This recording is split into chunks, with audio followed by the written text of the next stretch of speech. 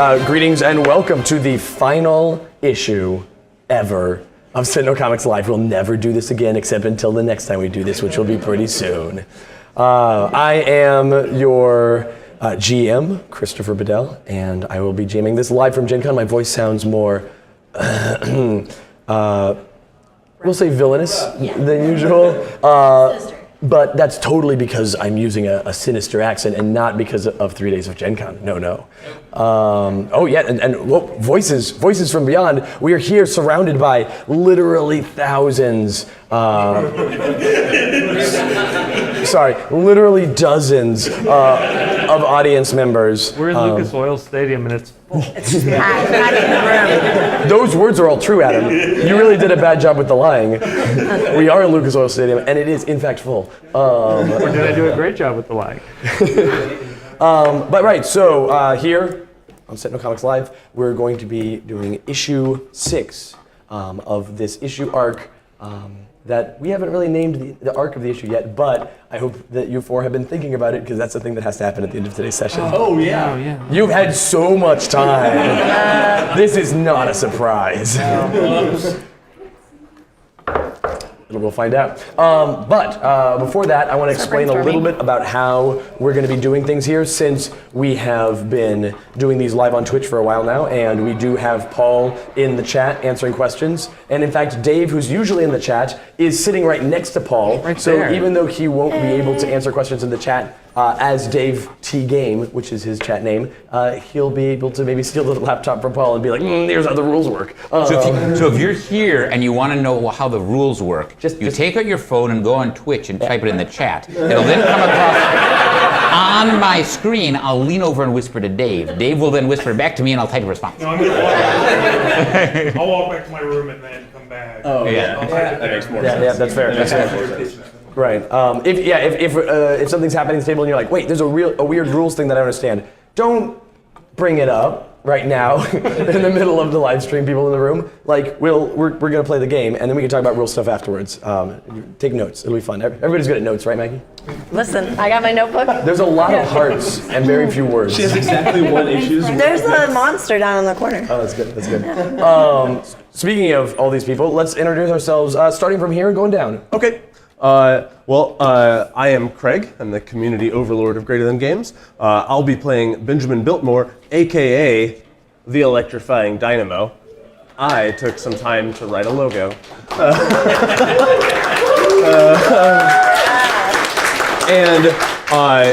Benjamin Biltmore, aka the Electrifying Dynamo, is a time-traveling scientist in a steampunk power suit. He looks a lot like this. You made that mini yourself, Craig? I did not. You worked so hard on it. I didn't. All of those things are false. Yes. This was made by one of our fans, Zach, right over there. Yeah. Zach, where's my mini? Coming soon. Okay. Where's my mini? They're all coming soon, I promise. Wait, but you have one for me? Not yet. The notes are being sourced. What's it gonna be? Never mind. I have an idea. It's just me, and I'm like, D12s. This villain, you can't see my villain sheet here. It's just all D12s, and she rolls 6 every time. It's like, not 6 on the D12s, 6 D12s. Oh, 6 D12s. Yeah, and adds them to 6 D12s. All right, so that's you. That's me. Who are you? Pass it. Yeah. I am Maggie, but I'm playing Violet Heart. Violet Heart's also in the audience. Violet Heart. Yeah.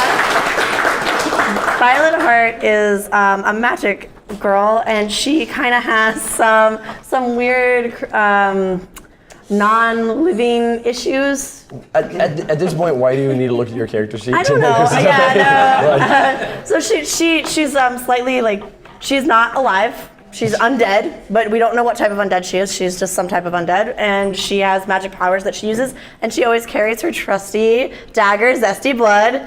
Oh yeah, pass it up, pass it up, pass it up. Yeah. Oh, how exciting! I get to hold it during the whole thing? I'm sorry, did I just spray you a little bit? Sorry. Why did somebody give Maggie a dagger? I don't know, but I like it. This is my favorite part. So, when she's not, you're fine. It's not a real. No. I don't see it. No. When she's not Violet Hart, she is Beatrix Drake, and she is a rich girl, and she does philanthropic things. Yeah. Cool. I am Ray. I am the graphic designer. I am playing Stella Nova. Yeah, she's made up of the stars, and she has this quest for peace, so she really wants the team to come together and protect them and everything that's out there. So, yeah. All right. And I am Adam Ribataro. I am the artist for all of this stuff on the table and all the Sentinel stuff, but not these ones over here. What? No. There's only one. There's one here. Oh, yeah. Only one sorry. art here. And I'm playing Starblight, aka Sam Roberts, disposable astronaut, who is picked up a cursed sword that infested him. Infested him. Yeah. Oh, I hate that. Yeah, disposable superhero. And I've been traveling the stars with Stella Nova for a little bit until we came back to Earth and had some adventures with these. How many laser People over dragons here. have you survived? I've survived only one. It's the same, but multiple times. Yeah. You kind of died the second time. Well, what is death? We're gonna get into that in this issue. I'm very curious about this too. So I am gonna. I should have done this before we went live, but here we are. I am gonna scoot all you down. Just like get a little friendly and scoot all. Like Adam, you're probably okay unless you can scoot a little bit. But everybody scoot towards Adam because I need a place to put all of my cards that you are gonna see, like the scene stuff. So I'll just be putting like those things here. I'm just gonna move your water to there. That's my water. Yeah. Let's try Sorry it. about that. But then I'll roll here and then I'll put Throw cards those. here. That's all I'm saying. So that way you can see the scene stuff here. Nobody's allowed to- Since we have fewer tables than I would like, but enough to make it work. Oh, I'm gonna. I don't need all these pencils. Go over here. Okay. So right, before we get going on the recaps, I want to talk. No, I don't want to talk. Because I saw a hand go up immediately. We're going to do the recaps, and then right before we start, we will explain how the Twitch stuff works, where people on Twitch can give bonuses, and how you people in the room can give bonuses. But I don't want you people in the room giving bonuses while we're doing recaps, or people on Twitch giving bonuses while we do recaps. So let's do all of the recap stuff, and then when we get right up to that cliffhanger, we'll pause and talk about boring stuff. Yeah, that's good. Okay, so who wants to recap this yet unnamed story arc? We have 5 issues and there's only 4 of us. Right, so what I want you to do is each of you tell 1/4 of an issue. and we'll go through 5 issues. So just each of you give me a sentence or two about an issue and then pass it on. And that way, instead of people giving long-winded explanations, be like, this and this happened, and this and this happened, and this and this happened, and this and this happened. Next issue. Boom, boom, boom, boom. All right. So Adam, why don't you start us off since you volunteered? Yeah, sure. Issue 1. Yeah, issue 1, the two of us sensed a disturbance at Earth, so we went there. Yeah, nice. And then issue 2 or Nope, issue 1, still on issue 1. Yep. Okay. What happened? Just after, what happened when you got to Earth? We came across this egg that was glowing and menacing. Yeah, what came out of that egg? The laser, I'm the sorry. laser dragon. Awesome. Yes. Oh, so the laser dragon came out and then Starblight got ate by it. Eated, as I like to say. That's a 1/4 of the issue. All right. Craig, finish off issue 1. I'm happy to do that. I didn't even take notes.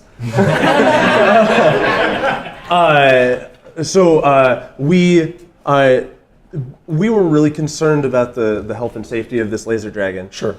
So rather than keeping it pinned up, it needed space to roam. So we destroyed some sigils and let it free. That sounds great. That sounds great. Like it was obviously in pain. Yeah. We're yeah. basically Space PETA. Right, yeah. In a lot of ways.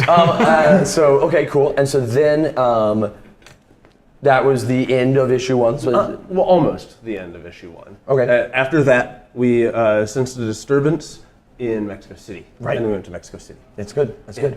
Okay. Let's do the order going back the other way for issue 2. How do we start issue 2? So we were in Mexico City, and we knew that there was a lot of like weird magical energy around a crumbling skyscraper, and we went that direction. Okay. The crumbling skyscraper was covered in sigils everywhere, but they were kind of like kindergartner sigils, like not very well drawn. Like we get the point, but like not quite right. And the walls started talking. And we came across the impossum, the impossible impossum, and then Dynamo did some cool moves and got stuck in the floor. Very cool. That had to be in the recap, I guess. Yes, She didn't say yes. I was gonna. Yeah. And then we came across 3 people, Stygian, Inductor, and Tear, who were all doing this ritual and summoned a pepper genie that we thrashed. Yeah. And then the building started coming down because we dispelled things, and we found a cursed amulet. Okay. And all of us fell out of the building, except for the 2 of us floated down nicely. Yeah. So half of He's us. superhero only to this. Ray, why don't you start us off at the beginning of the next issue? What happened at the start of the next issue? Okay, and then we realized that the amulet was connected to me, and it was also connected to the cosmos. And so me and Violet Hart did some magic stuff on it in the laboratory in the ship. Yeah, Right. the magic lab. So we cleansed it of like its evil presence because we could tell that it was evil, and that's what we were trying to do. So we broke that away, and then I touched it. Yeah. And when I touched it, a voice started speaking to me, and it said that it was the amulet of the Knights of the Cosmic Bowling. Not cosmic bowling. I know that's not right. You wrote it down. didn't you? The Order of the Knights Cosmic. Order of the Knights Cosmic, and it used to belong to Sir Narienda. You read it? I remember that one. I didn't read it. I remembered it. I can't read your handwriting. That's nothing. So then what happened, Craig? So then the amulet was like, do you want to go to the Citadel? And we were like, hey, sure, free ride. And we like got zapped to this ruined like This that place. building, and then we crashed into this subterranean cavern. Okay. And then what happened? Then we came upstairs and fought some goblinoids, grimoids. Yeah, we fought some Grimoids. little goblin-like grimoid things, and then we traveled through time a bit to back when the Knights Cosmic fell and became corrupted, and we altered some things about time, and then we came back, and this castle was all shiny, and we were like, hey, great, let's go down these tubes. Right. So Maggie, what happened then? We came down the tube. No, Maggie. I'm making each person start an issue. So what happened was we saw on the screen that a laser dragon, like a big laser dragon, real big, bigger than what we'd seen before, was terrorizing a planet and a space station. And we saw it and we were like, nah, we're gonna take care of this. So then we went down the tubes, magic tubes that healed us up and also delivered us in front of some really cool mechs. They put you inside them. Put them inside, yeah, put us inside them, yeah. And so we were fiddling around in our suits, and then we went back underground, and we came across this hand that was holding like this charger ship. And then the charger ship led us to the laser dragons. Yeah, the Lance ship. The Lance ship. You guys are in Ship. chargers. Yes. The Lance ship. Yeah, cool. So you and the Lance ship went to the laser dragon. And Adam, what happened there? There we did some cool giant mecha fight stuff, and I callously sacrificed our AI friend to try and defeat the laser dragon. It opened up its heart to us. What did the laser dragon do right before that? Anything cool? Was there like a totally sweet, awesome thing that the laser dragon did that we had an art of, maybe? Yeah, it blew up the. What did it do? It flew through a moon. Yeah. It was like the coolest thing. It was. Well, I mean, I did I've that seen cool better. thing where I jumped up the asteroid. That was kind of the coolest. I agree. Take us home, Craig. So there was a giant fight between us, between them and the laser dragon, while I was selflessly defending the planet as Dynamo, and nothing else? No, nothing happened. Just selflessly defending it. and maybe like getting distracted, but that's beside the point. And then, so I ended up saving the planet from all this raining debris, and I saved the planet. Okay. What about the space station, though? What are you talking about? There was a space station, and I kind of maybe like was more interested in gaining cosmic chronal knowledge than saving the space station, and they might have died. But we ended up taking out the laser dragon, which is the important thing that you should really take home from this. And Adam got eaten again. Yep. Well, yeah.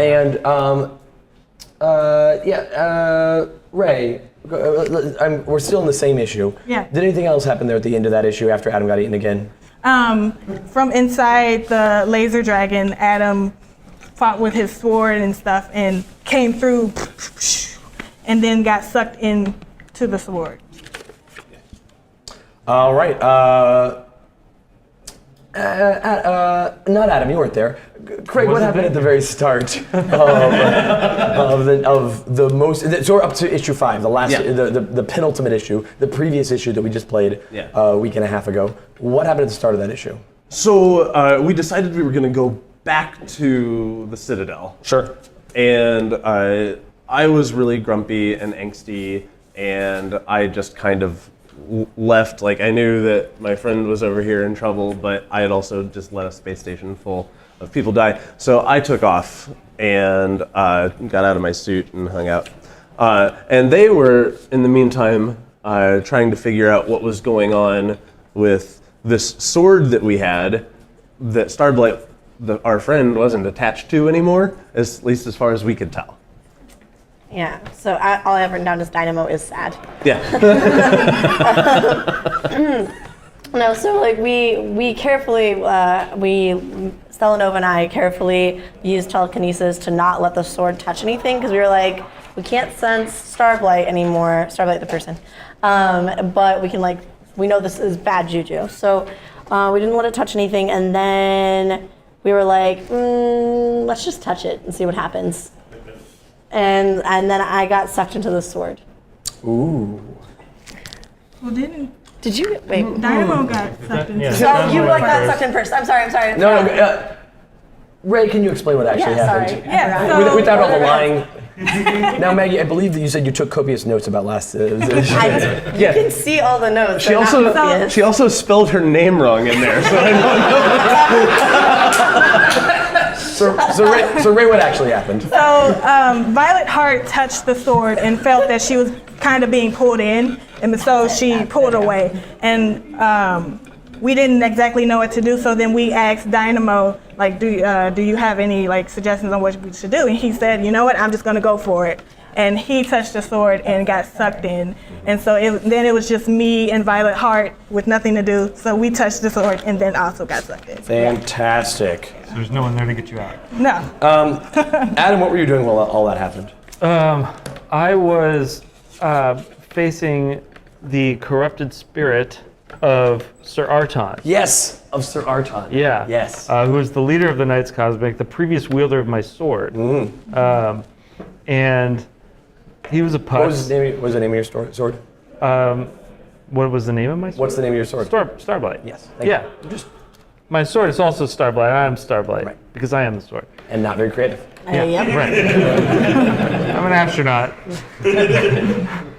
Astronauts watching this are going to be so offended right now.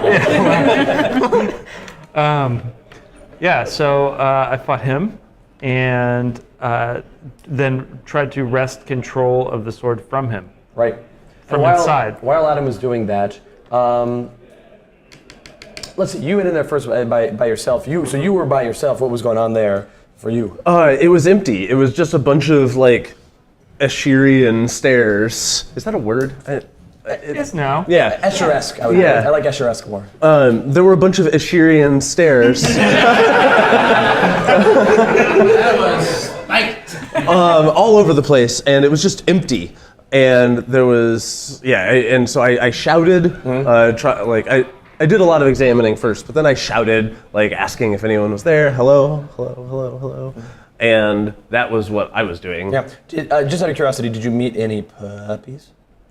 Not at first. All right, just curious. I just like dogs a lot. Eventually. Ray, what was going on where the two of you ended up? So me and Violet Heart got sucked in together, and we were in the same place, but we weren't around our friends. Violet Heart used her zesty blood to try and see if she can sense out things. And then with the zesty blood, we were able to see a reflection of where Starblight was and where Dynamo was. Nice. Violet Heart. What happened? I tried to see if we could poke ourselves through the blood hole. We can't. It doesn't work like that. Blood hole? It's sort of puddle. Just check. Can you just move on? We decided to. Stella Nova teleported us to where the other. To where Starblight was, because we were really worried about Starblight because we could see him and he was dealing with Sir Arton, and also I think there were Blighthounds with him then. Blighthounds. Yeah. And they're like Those are these great. Adorable little guys with 5 legs. Yeah, 5 legs, normal number of legs. Normal amount of legs, and they also they don't care that they don't have a leader. It's not like a pack mentality. They're That's a leader. the thing that stuck with you. I remember that. No one's the boss of these dogs. No one's the boss of these Don't tell dogs. them what to do. Yeah, it's very difficult to tell them what to do. Not impossible, but very difficult. So Adam, what was going on there?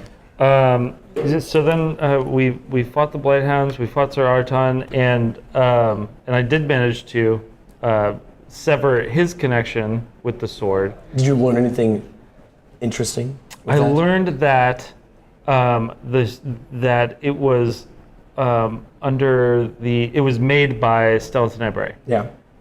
And notably that it wasn't Sir Arton controlling the sword. Right. It was the sword controlling him. The sword was made by someone whose name sounds like hers. But different. And also who was controlling the laser dragons in the past when we went back there. Right. And then she managed to remake the sword from the inside in her own image, which was pretty rad. Very neat. Cool. And then we got teleported out, and that brings us up to speed, right? Pretty much. Did I miss something?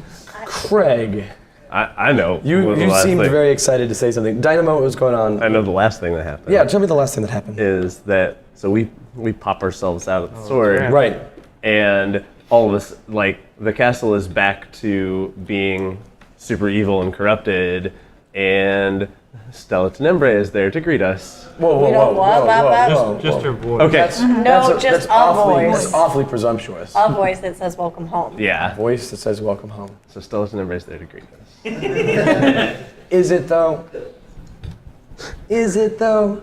Yeah. We'll see. All right. So, like I said, story, then boring stuff, and then brass tacks. We got 3 hero points last issue. Oh yeah, Yeah, we the did. hero points. So while you guys figure out what you're going to do with your hero points, you know how those work now. And make sure that if your collected trade from last time is checked off, to uncheck that, to erase that as well.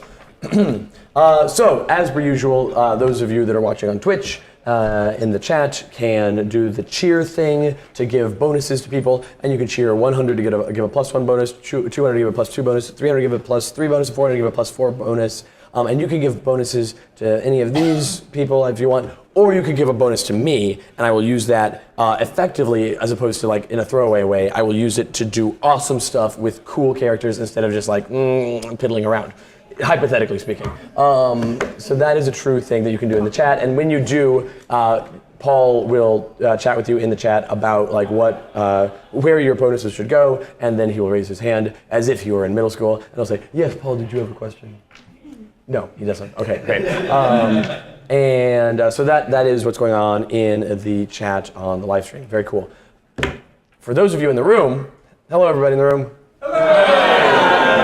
I'm so excited to see you all. You guys want to just hang out for like a few hours and awesome, great, cool. So much pressure. Yeah. So you're all gonna roll up characters. No, I'm kidding. Man, that's a cool idea for a live stream. You're fighting 700 laser dragons. We're gonna need all of you. You all get next. Yeah, just right. Yeah. Not like I'm tracking a million things here. Okay, so you guys can also take part in the giving of bonuses to some dumb heroes or giving the bonuses to an awesome and beautiful GM. And these work in the way of using generic tickets. And the generic tickets are all for a set amount, or no? $2. So one generic ticket is a +2 bonus, and 2 generic tickets is a +4 bonus. That's how that works. And you can't possibly give higher than a +4 bonus. If you're like, here's 17 generic tickets, they'll be like, awesome, a +4. So that is how those are going to work. And when you do that, rather than like running up here and giving it to us, because this game will take 6 hours if we do that, like just raise your hand as if you're in middle school, and I'll call on you, and then you'll say what you're going to do with it, and then we'll like pass the ticket from person to person until it gets to Paul. All tickets end up with Paul. Paul, you have a question. Almost like I knew that as soon as I explained how this worked, bonuses would come in. Right, so the Cult of Gloom is in the chat. Okay. And the Which Cult is of weird Gloom, because he's here. the Cult of Gloom would like you to know Yes. that if you sign the membership I'm not gonna card, sign it. I don't have it. that I don't have it. The one then that he gave you'll me get is, a +4 bonus. It's in a So bag just- somewhere. That's right out there from the Cult of Gloom. No, it will never happen. It's fine. It's fine. I appreciate the offer. It's very kind and generous. Okay, so other questions? I don't need it. Excellent. Great. So people are already raising their hands. Is this time? Okay, so Violet Heart, Jacqueline. Heart has bonuses for Violet Heart's team. Okay. So Violet Heart is giving herself a +4 bonus. Okay. And her team members all get a +2 bonus. All right. So each. Oh, yeah. Let me give you guys cards. Yep. Yes. Yep. Here you go. Actually, I have a card. Oh, look at you two. Well, I'm not ahead of the game. Yeah. That's great. Well done. And actually, I'll grab a card for myself for the cheer bonuses that I definitely am gonna get. Right.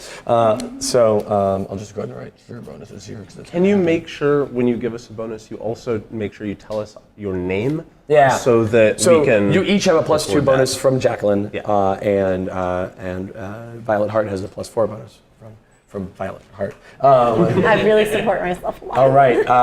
Here. Just so you can be fair, +4 for Christopher. Okay. Great. Who's that? That's Ben, Benjamin. I see you, Ben. Fired. Fired. I still have 2 tickets. I'm not done. All right. And yes, back here, sir. I don't know your name. Who are you? All right. Okay. I figured I would be equal opportunity and everybody gets a +4. When you say plus, and when you say everybody, does that mean? Oh man, that is much too generous, and I will definitely take advantage of that. So everybody's got a +4 bonus from Powerhound or Sanvar or Bill. Who can know? Yeah, great. And over here? An evil GM would like to grant to you, Christopher, +4. Oh, it's 4 + 4 bonuses. All right. What? No, that's Please not. kill them all. No. This is what I have to deal with. And back here? Courtesy of Eddie W, +4 to Benjamin Bill. Ah, there you Thank go. you. That's fantastic. All right. Yeah, right here in the middle. Speedy. Speedy Orak is giving 4 to the great GM. Man, so many 4s. +2 to Stella Nova. Oh yeah, there we Stella go. Nova. So the great thing about this system, by the way, is we're going to turn these tickets into Gen Con and imply to them that hundreds of people were at this. Next year we'll be in the Lucas Oil Stadium. People showed up to the yeah. All right. Oh, here.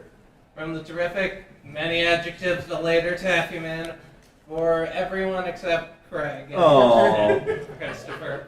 So when you say Sorry. everyone, you mean actually just Adam and Ray and Maggie. Everyone Hopes up. All right. +2 from Taffy Man from each of the 3 of you. And are you? We can do it later, Okay, yes, you don't have to do them now. At any point in time, you can raise your hand. I will not call on you immediately. I will get to a natural pausing in the action and then call on people. But yeah, you don't have to. We do not have to front load me with 4+4 bonuses. You really don't do that at all. Now, To him at all, yeah. if you do, I will use them. And I know how numbers work, so I won't use them all in the same roll. Because then I was like, sure, I've got a +20 to this thing. No. I'll use them sparingly. Yeah, Dave, do you have a... Just as a rules option, can people give you, say, penalties instead of bonuses? So the idea here with the system was that wouldn't be an option because we wouldn't want to have a system based on like, let's penalize people. I especially don't want people like in the chat being jerks and penalizing these people. But I agree with your premise. You can absolutely spend tickets in the same way to give penalties, but only to the GM, not to any of these people. No, you can't. No, Maggie, don't shell out your wallet. Generics.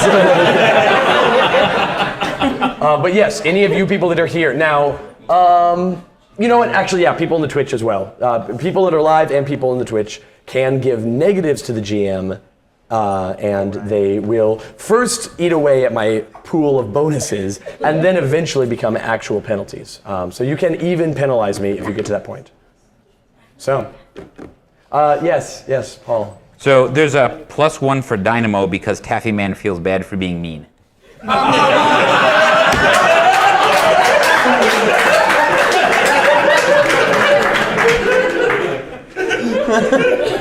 Cool. All right. So, I am going to, for the most part, just to let you know how this is going to go, for the most part, I'm going to kind of ignore you guys. I'm going to pay attention. I'm going to go for hands once in a while.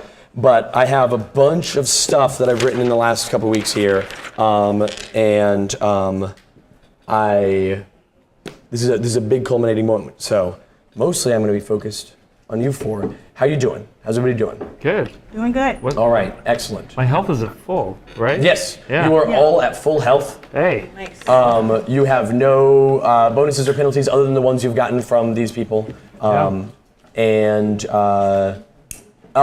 Adam, you do not have access to your Starblight power. The power that's on your character sheet, you do not have access to it. You don't have it. You don't have connection to it. And any ability that you have that specifically uses Starblight, you don't have that.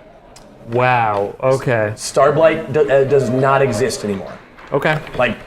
You are still the character named Starblight until you choose to be otherwise. But the blade known as Starblight does not exist. Okay. All right. Wow. Okay. All right. Craig, you don't have, or Dynamo, you don't have your power suit. Maggie, you don't have your zesty blood. No, I'm kidding.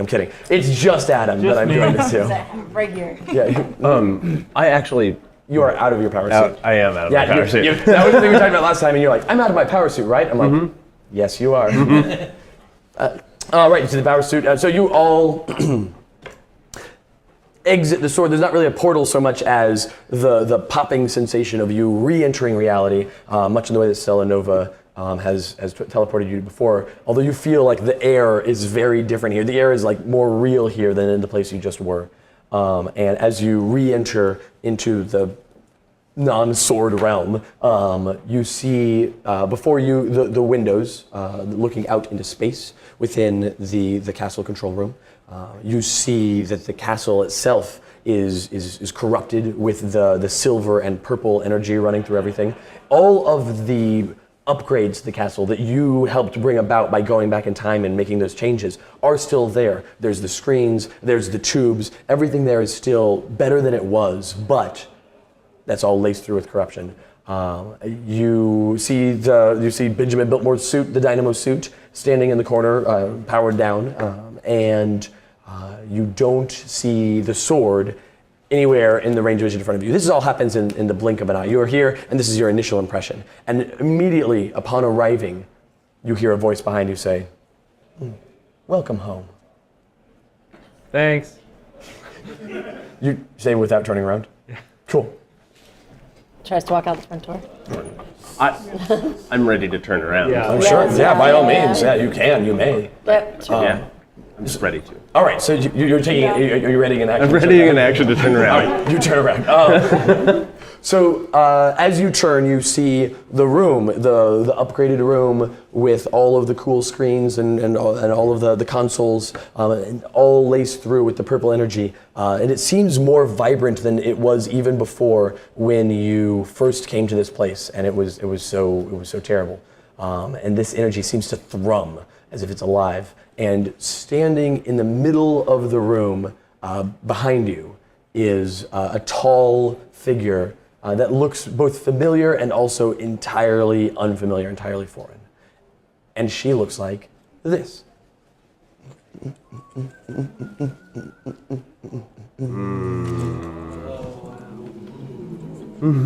Yeah. Holy crap. Wow, she looks awesome. Here you go. Thank you. Yeah. No, don't. I can already put it on the easel. Go back where you were, so they can see it closer. Yeah, there you go. And show it to these four. Wow. Yeah. Nice. Yeah. Thank you for being willing to do that for me. Appreciate it. Thank you, Vanna. All right. So that's who's there. I don't know who she is. Unknowable. All right. Right. So she's standing there and just looking at you. As you turn around, she says, "You've returned to my home, that is. I thought you might never leave that sword." Well, here we are. Stella Tenebrae? Yes, Starblight. It's good to finally meet you in person. I love what you've done with the place. And in your head, you hear a voice that is very diminished, but you hear a voice rumble, "It's home." Oh, okay. Yeah. Why Right. your mom looks so weird? Why does your mom look so weird? I don't know if that's my mom. That's like your mom. So in fact, she kind of focuses on you, Stella Nova. She says, "Stella Nova, you're quite young, aren't you? New to this. You think that you can bring peace to the galaxy and have some sort of quest to make things better. You'll learn soon enough." Yes, I believe that I can create this peace. I have a question though. Certainly. Sir Arton was afraid of me when he first saw me and thought that I was you. Oh, you and I were one and the same. Pause. Do note, Sir Arton is in the room. He is in a crumpled heap of a mess of a person, of a four-armed alien person over in the corner, and he hasn't stirred. But when you all came back out, he is laying in the corner of the room. Thank you for mentioning him. But yes, she says, "Yeah, no, you and I, we are one and the same. You're just newer at it, Newer at what? at being a being of the stars, about having a quest of some sort. We're all on quests. You're on a quest for peace, and that'll do for now. I am on a quest for conquest and power, and I'm doing quite well. I must thank you all, the four of you. Without the four of you, I could never have returned so well. I've been living in this castle for centuries. As you've probably learned, I feasted on the power from the Knights Cosmic. I destroyed their amulets and turned them into my delightful little beasties. And I used all of their radiant energy to become something greater. And to be fair, I was a bit hasty. I used it all up. It was all gone. I didn't realize that one of the amulets had survived. And when it found its way to Earth and was used there in some inane ritual, to create a laser dragon, it started waking me up. And I realized, I could do so much more. And then you showed up with the amulet. At first, I thought, maybe I'll just steal this amulet. Maybe I'll just take it and make another laser dragon and it'll be fun. But then, instead, you went back in time. How delightful. You're from back in time, aren't you? We all are. How short-sighted of you. You probably think time is a straight line. Anyway, so yeah, you all went back in time and you brought this building so much more power, so much more of the life-giving energy that I needed to get what I wanted. And now, look at it. Look how beautiful it all is. I'm being careful this time. I've got pockets hidden away where I'm just taking what I need, but pretty soon here, it'll be irrelevant because, well, I've already put my spires in the strategic locations they need to be in order to completely, let's call it a dark incubation that's occurring right now. What are you hatching? I mean, the easy answer is what I usually hatch. More laser dragons? Well, to start. Those are just the little things I'm working on. Oh, and also, of course, I will say I was a little upset that you beat up my friends, but fortunately, there's more where that came from. And with that, there's a group of Grimloids that come wandering around the corner, and she's like, yes, there's some of them are now. Keep working, and they chew on the walls. Where were you, and why are you here now? You weren't here when we left. I was the whole time. You never went right down that hallway. You got to the end of the hallway, you took a left into the Great Hall and went, there's probably nothing else down that other hallway. All right. Note to the group, check all the hallways. From now on, we're looking at every hallway. To be fair, you wouldn't have found me. Like I said, I was a bit hasty and I used up all the power and was forced to merge with the essence of this building to hibernate until more power would come my way. And here you are, and you even brought me a corrupted knight, cleansed of his corruption. Oh, he's going to be a delicious snack later. I have a question from Paul. Paul, you have a question? I'm sorry. Yeah, the Cult of Gloom is going to give a +1 bonus specifically to Stella Tenebrae for a really good monologue.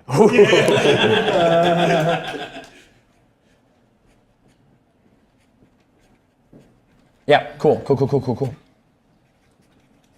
Is she like sitting, or is she like pacing back and forth? Or? She's standing. Hold on.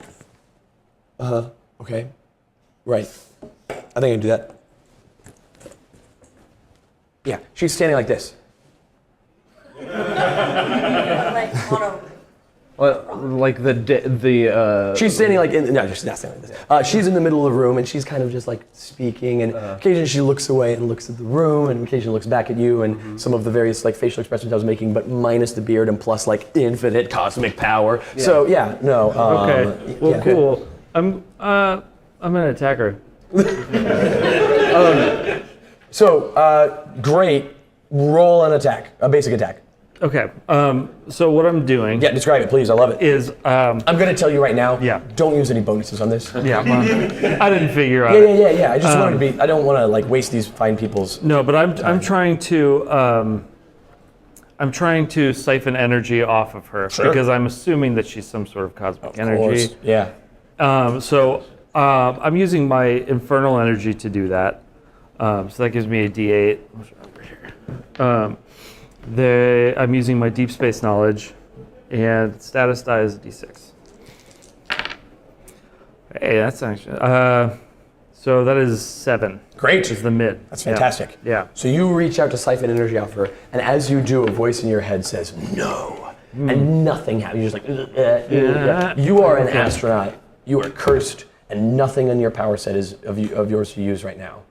Stella Nova, you feel your friend near you, and you feel the fight going on within him.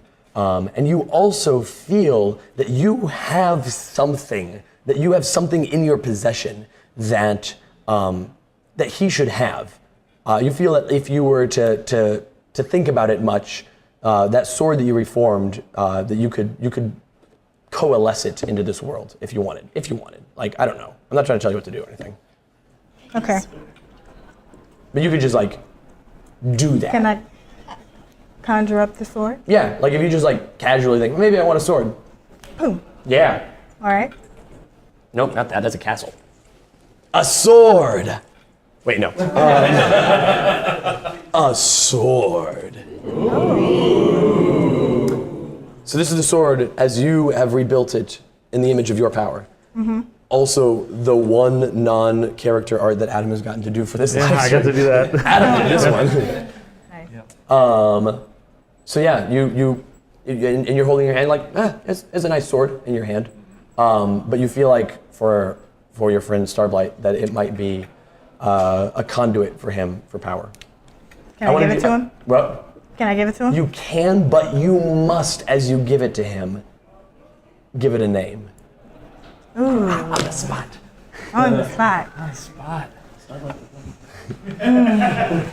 You don't need to worry about this name God. being the name of this sword for all eternity or anything like that, but a sword needs a name. No. Starblight. Nice.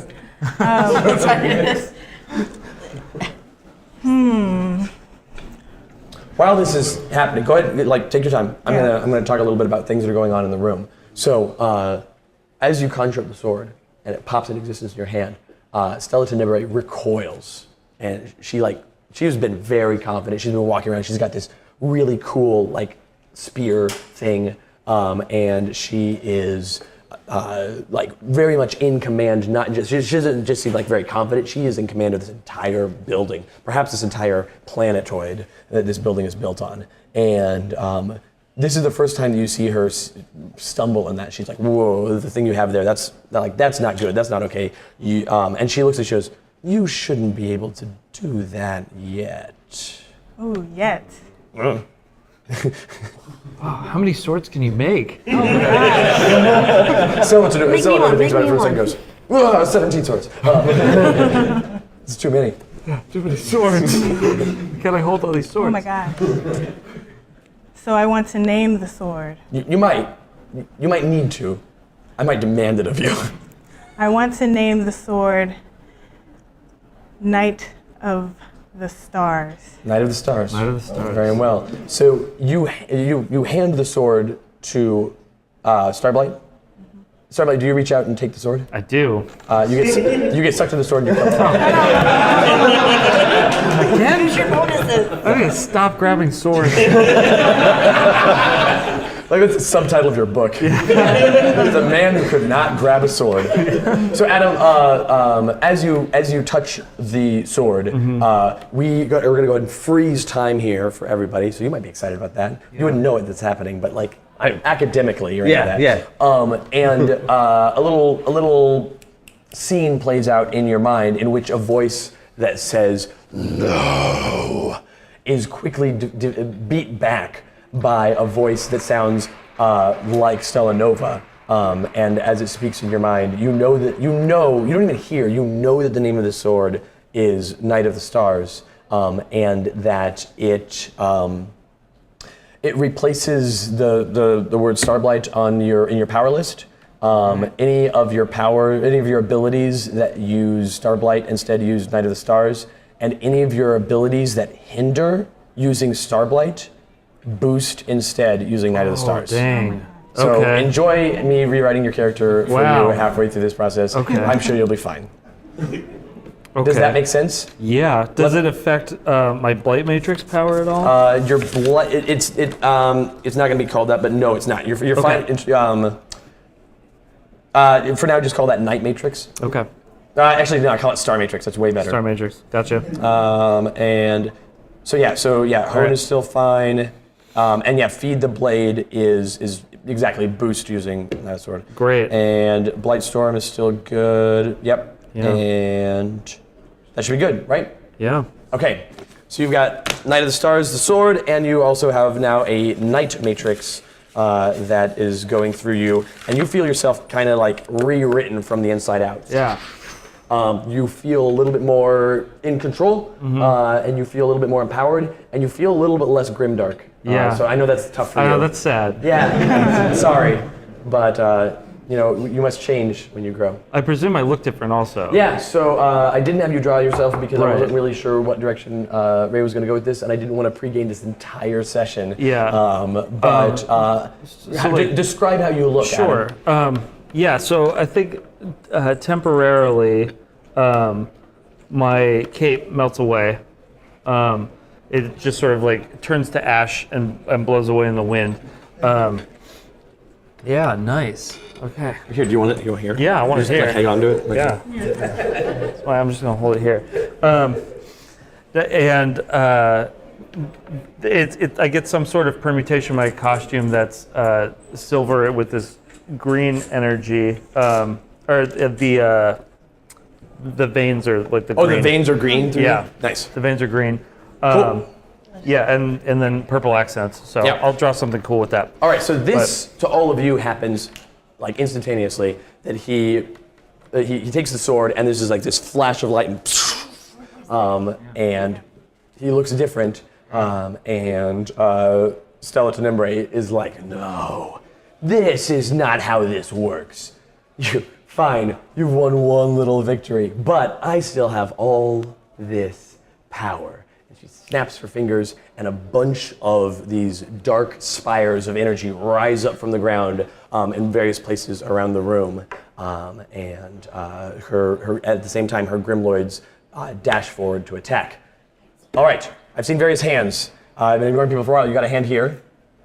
3 + 2s. 3 + 2s. Nice. All right. So Adam, you have 3 + 2s from Andy. And at this point, Adam, I'm still going to refer to your character as Starblight. That's fine. That is the name of your Yeah. character. If you want to tell me a different name at some point, I am fine with that. But also, if you want to stay with Starblight, or if you'd rather I call you Sam. Sam for now. Let's go with Sam for now. I'm not Starblight anymore. I have an idea, but Yeah. No. Like, we'll do it when it's natural. Yeah. Whenever you're ready. Like, Yeah. Now that I think of this, while I'm going ahead and going through the room and collecting these bonuses that are coming up, if each of you could take one of these note cards, write the name of your character on it, and you fold it in half. So you have little table tents for the 4 of you. Oh yeah. Here is a Sharpie. Meanwhile, bonuses. What do we got? Back here. A bonus for specifically for Sir Arthur. Oh, for Sir Arton, this is great bonuses. I'm sorry, how much of a bonus? +2. +2 bonus for Sir Arton from Julian? Yes. Sorry, my ears are not what they used to be. They used to not be ears. It's very disconcerting. All right. And then here. +2 for Ray because of her absolutely amazing descriptions. Yeah. Something. Oh, nice. Yeah, absolutely. Yeah. Who's it from? Benjamin. Ben. And then +2 for Dynamo because his character has an awesome name. Awesome. Oh my gosh. Giving +2s to specific NPCs. I love it. Right. I mentioned the Grimloids, right? Yeah. You guys, okay. So I'm going to put down a bunch of cards now. This card's dumb. This card, sorry, I'm putting down a bunch of cards. Can I have my Sharpie back? Where did that end up? Is that one mine? Yep. I got my own.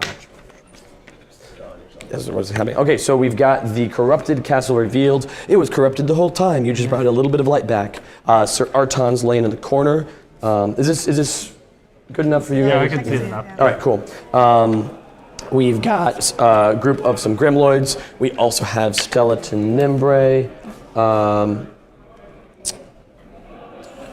And, oh, right, she mentioned a Dark Incubation. I wouldn't worry about that.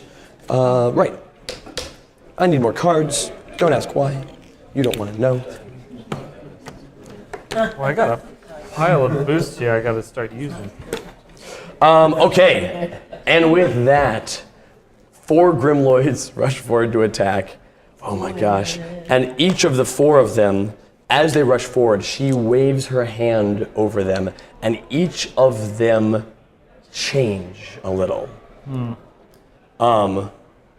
Here's what I should do, actually. I'll use that sheet again as it. So one of them, man, I seriously had this idea as we were talking about boosts at the beginning of this episode, and you guys out there all inspired me. This is so much fun.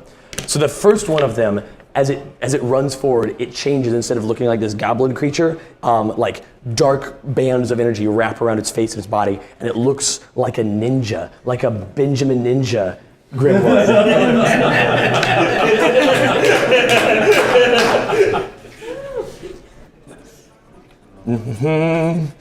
The next one runs forward.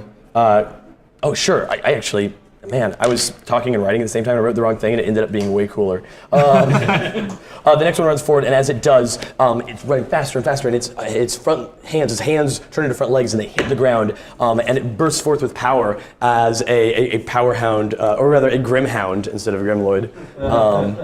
Right? Boom, boom, boom, boom, boom, boom.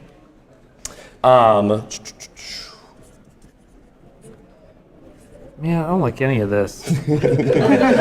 I like the bonuses that I have. Yeah, right, see? Cuts both ways. One of them, as it's running forward, she waves her hand over it, and it changes, and instead of running forward, it slows down, and it kind of stops, and it grows larger, and it turns into this like overlord-looking thing, and it is an evil Grimloid master, an evil GM, perhaps, you might say, and it stands in the leadership of all that. I'm a big fan of overlords.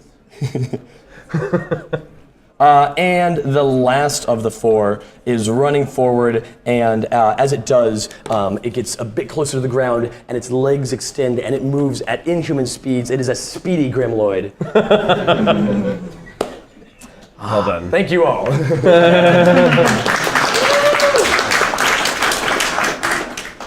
Paul. Yeah, and from the chat, we have the Blue-Eyed Bard is going to give a +1 each to Sam and to Stella Nova. For some cooperative ass-kicking, because teamwork makes the dream work. Oh, yeah, very nice, very nice. Where's that from? That's from the Blue-Eyed Bard. All right, so, all that said, the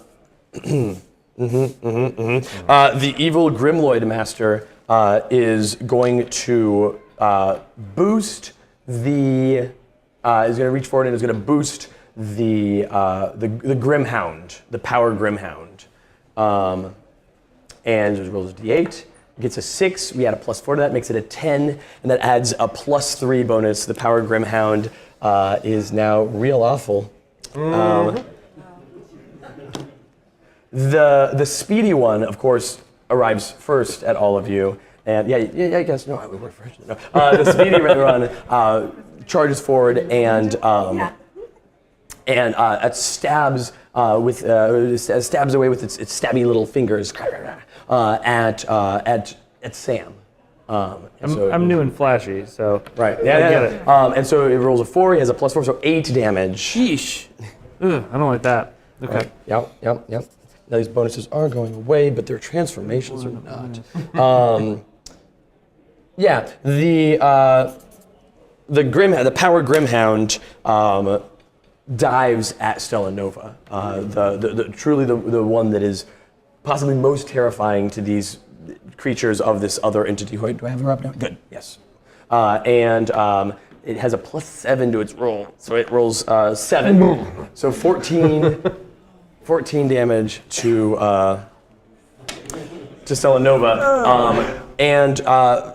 As you're all looking at these, you're looking around like, wait a minute, wasn't there a ninja one? Oh yes, in fact there was. And it pops up behind Violet Heart and stabs her with its own dagger. No. And its dagger isn't dripping blood, but now it is. It does 9 damage. 9 damage. And so they have all acted. And with that, I am going to pass it to somebody. Paul, what's up? So the Blue-Eyed Bard is also going to give a quick +1 to Violet Heart for use with Zesty Blood, because there's room in this town for 2 badass blades. Oh, nice. Heck yes. Nice. I used the right word. So anyway, I'm going to pass it to Dynamo, or rather, Benjamin. How you doing, buddy? All right. Well, I'm actually doing wonderfully. Great. I am a fleshy meat sack, and I would like to change that. Yes. Would you like to accept Stella Tenebrae's offer to become a creature of cosmic power? I didn't know that. Was that offer on the table? As you look around and look to your suit, she reached out to you like, you could be so much more. You've seen time. Why not also see space? Join me. Okay, so now it's on the table. No, I'm heading for my suit. I want to get in my suit. Okay. I'm assuming I just kind of left it like this with the back open. Yeah, so you can jump in. Yeah, that's the plan. I will let you get in your suit and make an overcome for me. Yeah, sure. to get in your suit fast. Yeah. And get it booted up quick. I'm gonna use Lightning Calculator. Sure. Because like I'm figuring out the optimal path for this. So that's You're like, you know how to spin all these things up. Yeah. That's a D6. All right. With my nice brass die, my thematically appropriate brass die. That is good to roll on this table and not the table at the office. This is all technology. Like I know my way around technology. I know what I'm doing. I know my suit. Yes. There's a D10, and I'm totally in my green zone. I don't have 2 brass D10s, but that that's was okay. kind of pathetic. But it's a really nice. Okay. It's a really nice rainbow D10. All right. Okay. There you go. Here we go. Yeah. And I'm in a hurry here. Like this is super important that I get in this suit. Yeah. And so I'm going to use this +4 bonus. Cool. Who's it from? Specifically, I'm going to use a +4 bonus because I'm going to jump, run around and jump off of the back of the Power Grimhound. I'm using the +4 bonus from Powerhound there. Yeah. To leap face first into my suit. Yeah, I love it. Big pile of metal. Yeah. So I have a 2, a 7, and a 6 is my mid. Yep. +4 is a 10. Great. 8 through 11, you succeed completely. Yep. Normally it's 1 action a turn, but that was the thing I wanted you to roll to see if you could take an action this turn. And you succeeded completely, so you may take a basic action. If you succeeded with overwhelming success, you could have done more. Okay. But, at this point, if you want to, you can take your actual turn now. While the Power Grimhound is off balance, sure, of course I'm just gonna wing around and smack it right in the face. So you put a foot on it, jumped off of it, land in your suit, you turn around and you punch a dog. Yep. The worst person. I mean, this is something I've done a lot. Really, I have history. This is just kind of my character. It was a different time. Forget I said that. So using my power suit, D10. Yeah, right. My close combat, D6. Love it. And my D10 status. That's a 6. All right, you do 6. You hit the Power Grimhound for 6. Yep. It rolls its die. It rolls a 3. It is destroyed. Oh, nice. Oh.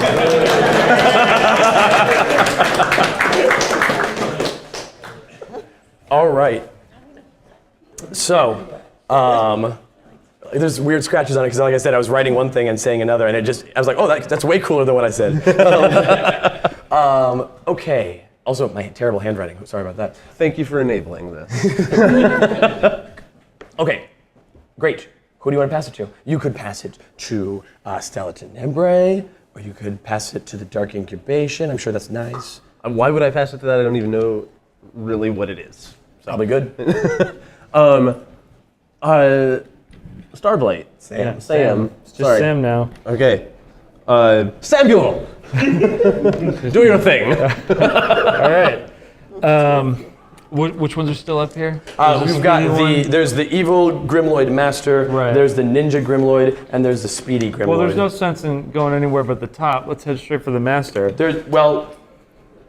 There is also Stella Nova. I could attack her. When you say go for the top, I want to point out she's definitely more important than an evil Grimloid. I mean, and realistically, that's what I want to. You do have these 3 things in front of you that are hurting you and your friends. So, I'm just giving you the lay of the land. I'm gonna gamble that if I kill her, then the other things will drop dead also. Probably, and you can probably just one shot her. There's no reason not to believe that. Right.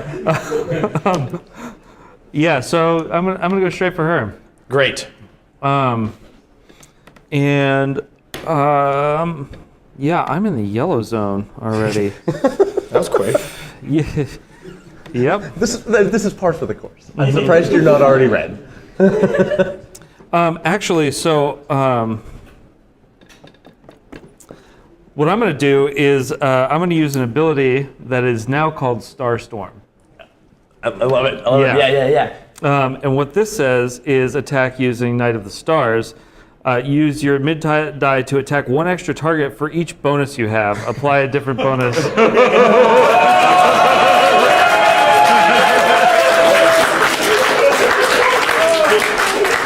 That is definitely not balanced around having a bunch of bonuses. Sure it's not. And I love it. This just means that I can have more, like, I have so many things on these pieces of paper. This is great. Yeah. They're gonna need your help. So, I mean, I can only use 4 of these. There's only 4 targets to attack, right? You could attack Sir Archon. I could attack Sir Archon. He seems like a friend of mine, though. Sir Dynamo. Sir Dynamo. You can attack Violet Heart. Yeah, so No. here's how I'm going to use these. Okay.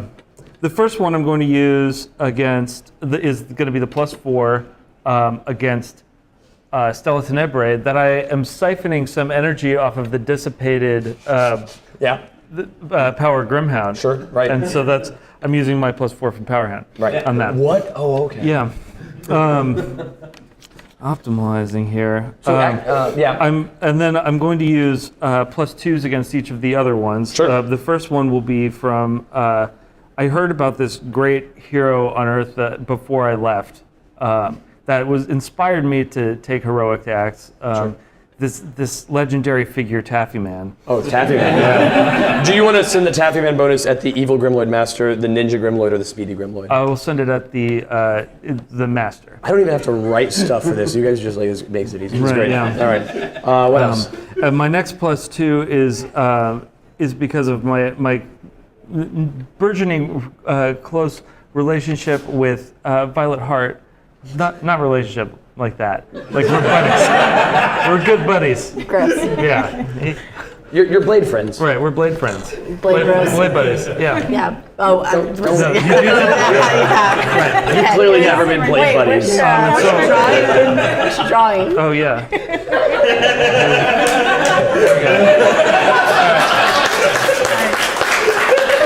Right. So, Blade Bros. I'll use that one, and then one because my best friend back on Earth before I left was named Andy. Also, yeah. Okay. And I'm like, this is, Andrew Sullivan. You're right. Yeah. And I'm doing this for my best friend that I haven't seen in forever. And, and that one's going against the Speedy one. Right. Yeah. All right. So I'm gonna cross those out. Great. So you've got a +4 against Stella Tenebrae, and then +3s against each of those. Mm-hmm. Roll your dang attack already. Right. So I get a D8 for that. Sure. This is going to be close combat. What? Yeah, because I assume you're running in there just like swinging it around. Just this huge swath. Energy is just coming off the sword everywhere, and this great huge arc. Yeah, it looks very bright and pleasant and positive, and not all grimdark. Yeah. Very, very different. Hey, that's actually really great. What'd you get? So I got a 6. Cool. Yeah. That's like the best I've rolled this entire campaign. The best you've rolled is the middle-ish of the succeed with a minor twist range. Right. Yes. That's correct. Awesome. Okay. So I have a 6 coming at everything there. Right. Great. So Stella Tenebrae takes some damage. So that's bad. All right. For me, it's great for you. And then each of these friends has 8 coming at them. So does the Evil Grimloid Master roll an 8? He does not. Does the Ninja Grimloid roll an 8? Does not. And does the Speedy Grimloid roll an 8? Yes, the Speedy Grimloid does in fact roll an 8. All right. Well, that's still pretty effective. It is still very effective. Take that, Dragon Bags. All these dang dragon bags. All right. Okay. Yeah, I did not plan this whole thing where I'm going to turn boosts into characters and stuff and give them out to people, but I really like it now. Yeah. This is what happens. You give me a boost, you're going to get stuff out of it. They also might die. Stella Nova. Yeah. All right, so I want to go after Stella Tenebrae. Sure. And I want to use my +4 bonus from Bale. And I want to use my Lunar Beam. So I want to use my orb to cast out these rays that come off as like lightning strikes. And that is powered, I got to have my power. Powered by the moon and all the things that are made up of the moon. And I want to try to suck some of since we are like one and the same, me and Right. Stella Nova, I want to try to suck some of her power out of her and Sure. into me. Yes. All right. So I'm rolling a D10. That's what I thought of. I'm in the yellow zone, so I'm That's rolling for the cosmic energy? my orb. Oh, for your orb. My orb. Yeah, And lunar then orb. another D10 for my magical lore. Sure. So I have So what's your a mid? 7 as All my right. mid. And you had a bonus, you said there? +4. Plus yes. 4. So you have 11 coming at her. All right. And as that strikes her, she shrieks out and dives. No, I'm kidding. She shrieks and she's like, ah, no. Though you are quite powerful, you would make a fantastic power source on your own, wouldn't you? Oh, no, I would could not. leave this castle nonsense behind me. There will be time enough for that. Oh, gosh. So I'm going to pass it to Violet Heart. Oh, okay. Well, yeah, no, I don't think that's the right choice. Yeah, Take it back. You want to pass it to them because if you pass it to me and then them, they can all end up going twice. Oh, okay. Is there a specific? Sir Archon, let's see what he would do. Okay, Right? let's pass Maybe? it to Yeah. Sir Sure. Archon. All right. Friend? I don't really know. I thought he think was he's our our friend. friend. I Okay, thought I he think was. We saved him. Yes.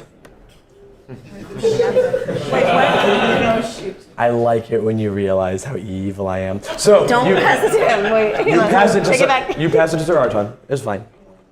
I mean, it doesn't.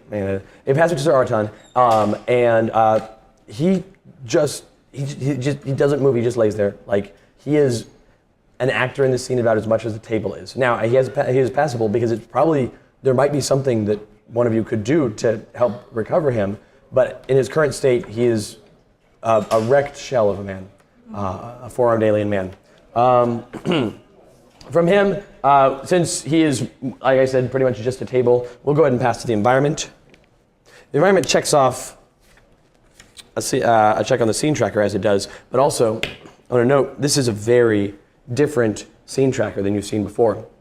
It has 1 space in the green zone, 3 in the yellow zone, and 4 in the red zone. It is what's known in the book and the core rule book, which everyone of course has, as an epic level scene tracker for big fights. Which, spoilers, This is a big fight. this is. As well, besides doing that, it also introduces a new set of Grimloids into the scene who come running in, and then the scene will pass it to you, Violet Heart. All right. I'm going to attack using rage ribbons. So attack up to 3 targets using telekinesis. Apply your min die against each. Nice. So that would involve my telekinesis, which is a d6. I'm going to go with alertness Sure. because I'm like Yeah. very aware of where these guys are, which Yep. is a d8. And then, do you have any bonuses you're using with this, or you just? I am. I'm gonna. Oh, this is what I'm gonna do. Okay. So, as I go to do this, Yeah. you know, it's kind of dark. It's kind of like weird in this castle, and I turn around and I see the mirror. I see a mirror, and I look at myself in the mirror, and I use the mirror, and I'm using my +4 from Violet Heart. I like that you're like, okay, I'm gonna do this really hard thing. You look at the mirror like, oh man, I look good. Look at So my mid is a 3, but I have a +4 on it, so it's a 7. It is a 7, and you were attacking up to 3 targets. Were they all the Grimloids? Was wait, it the Speedy my- Grimloid? Was it the Stella Nova? What's up? My low one was a 2, Okay, because it's my mid. right. So it's a 6 Six, against each of them. sorry, yeah. But which of the 3 targets are you targeting? There's the 3 new Grimloids. There's a Speedy Grimloid. There's Stella Nova, and there's Sir Archon, and there's Dynamo. I'm gonna do Speedy and 2 of the other ones. All right, cool. So the Speedy one is a 6 coming at the Speedy one, but the Speedy one did succeed before. It has a D6. It needs to roll a 6. Yeah. Yeah. It's a 2. It's a 2. Yeah. It's a 2. All right. All right. Speedy Grimloid, too beautiful for this world. The other 2 Grimloids, one of them survives and one of them does not. So your rage ribbons destroy the Speedy Grimloid and one of the other Grimloids, and injures a third Grimloid. A third Grimloid, specifically. Yes. All right. I'm gonna pass it to the dark and I'm gonna Dark Incubation. incubation. Excellent. The Dark Incubation will turn to the audience and say, okay, guys, sorry, I've been ignoring you for a while. There's some hands. What's up? I would like to give a +4 to the and +2 to the Violet Heart. A +4 to the GM, you say? And what is your name? Nora? Excellent. Did I hear my name too? Nora also gave you a +2, I guess. Nice, thank you. But a +4 to the GM, yes, that's a... All right, okay, very good. Oh, and you passed it to the Dark Incubation. That's fantastic. The Dark Incubation... were there other hands? Did I miss other... No. Okay. Cool. The Dark Incubation, those various like spires that came up from the ground. One of them in the room thrums to life and power radiates from it, and it courses off down the hallway and then through the floor in a point to somewhere else, and you feel the building kind of shudder. And who knows what that could mean? Probably nothing important. And then Stella Tenebrae is looking around at all of you, and she feels a bit of gloom in her heart because she's like, well, there is this new Knight of the Stars wielding person, and there's a Stella Nova who she's thinking maybe might be a good power source, but she's feeling like this is not going quite how I liked, and yet there is an opportunity when you have gloom in your heart to do something more with it. So she'll do something cool. She lifts her lunar lance. Some people have lunar orbs, but she's got a lunar lance. She lifts her lunar lance and she attacks with it using her lunar lance, turns out, and her ranged combat. And she has no penalties, so a D12 for her status die, and her mid die is going to be an attack, and her max is going to be a persistent boost for herself. And she is going to boost herself. She's going to give the +1 from that gloom to the boost, because she's using that gloom for greater power. So the attack, and she is attacking Stella Nova. So the attack, the light, that you blasted her with the lunar orb, and she's like, well, yeah, how about this? And blasted you with the lunar lance. And the mid, is an 8. So 8 damage for you. And then the max is a 10. So she has a persistent +3 boost of the power of gloom. I'm sure that won't be a bad thing at any point. Paul. And now the blue-eyed bard would like to give out one more +1, this time to Dynamo, to be specifically used to channel whatever's powering the tech in the castle in some sort of shocking way. I like that word choice specifically. So, oh my goodness gracious, that's great. So that is the end of the round. So it's time for a new round, and the initiative seems to still be in my hands. Oh my goodness. Oh goodness gracious, how delightful. So Stella Tenebrae is going to pass it to these 3 injured Grimloids who charge forward, or 1 injured and 2 uninjured Grimloids who charge forward and make attacks at various people. 2 of them are going to swarm, stupidly, swarm Dynamo because Dynamo got in a suit and punched a dog, and they're like, whoa, that hold on. Not cool. Not cool at all. Yes. And just to be clear, we are in the yellow zone now. We're definitely in the yellow zone. So 2 of them, the 2 uninjured ones, are going to swarm for it. So one of them attacks Dynamo for an 8. I take 4. Right. Then. Yeah. And the other one attacks Dynamo for an 8. Wow. I take 8 total. Yeah, well, they're rolling max damage on those dice. This is why I roll in front of my players, because those people are like, cheating. And then the other one is going to attack Violet Heart. It seems like Stella Tenebrae herself is a little focused on the 2 that are opposed to her power and has sent these minions, and you 2 possibly underestimating you. Possibly. 5 damage for Violet Heart.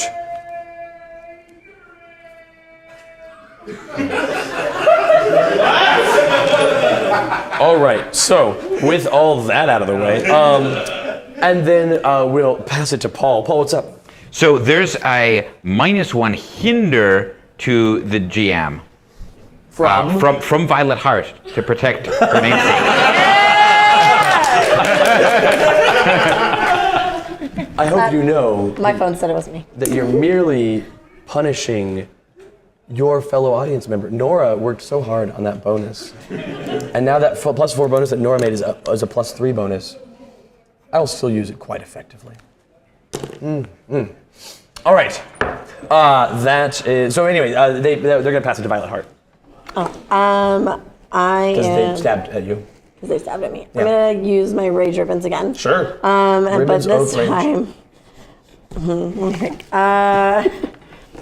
This time, I'm pretty mad. I'm pretty mad about it. So I'm gonna use my rage ribbons. I'm gonna attack the 3 Gremloids that are left, and I'm gonna use one of them and smack it into the rest of them, which is not usually how I go about it. Right, usually a little bit more dancey. And it's a little more dancey, but this time it's just pure anger. So telekinesis and alertness again, and I'm at a D8. I'm using my +2 bonus from Nora for that. Oh, nice. Yeah. And my min is a 1, so I need it. Good. So I got a 3. I'm going with the 3 right now. Strong 3. Strong 3. And that is that against all 3 of them? What is it? Where's that 3? That 3 goes against all 3 of them. Yeah. All right. It's attack with my min. All right. Nope. Oh, wait, no, meets it. So they all look worse. They're all worse for their wear. They get roughed up by this attack, but they survive. Shoot. Where do you want to pass it? Dynamo, you got a plan? I'm gonna hit things. Is kind Punch of the the plan. stubs. Punch Okay. the stubs. So I'm gonna roll to hit things. Sure. Specifically, I'm gonna take a risky action and try to damage both of those Gremloids that are on me. Sure. Yeah. So I'm just gonna try to grab them by their heads and fling them off. All right. So I'm gonna use my power suit here. All right. This is more of a strength moment. I have to say. All right. Yeah, that's fair. That's right. Just Strength. grabbing at him. In close combat. Yep. And I'm currently in the yellow zone, so that's a D8. All right.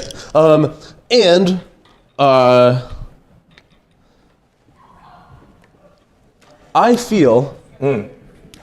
feel empowered by my. I feel like I need to make up for my longtime friend's shortcomings as well. Yeah. And so that gives me, I can tap into a wellspring of power within me that comes from Violet Heart. Naturally. For a +2 Sure. to this. All right. So that is a 5. All right. So you managed to destroy one of them. Okay. But the other one is roughed up by your grabbing and tossing, but not incapacitated. Okay. Where would you like to pass it? Have at it. Have at it. All right. Sam. Okay. Play it again, Sam. What's still out there? Gremloids. Yeah. There's something going on with his Dark Incubation that Yeah, nobody has there's bothered this dark- looking even at, but it's fine. I'm sure it's not a problem. Well, so I definitely feel that thrum off of that. You all do, but you especially do. Yeah, Yes. it goes deep inside, and I feel like shaking inside. So my attention is taken that way. I want to.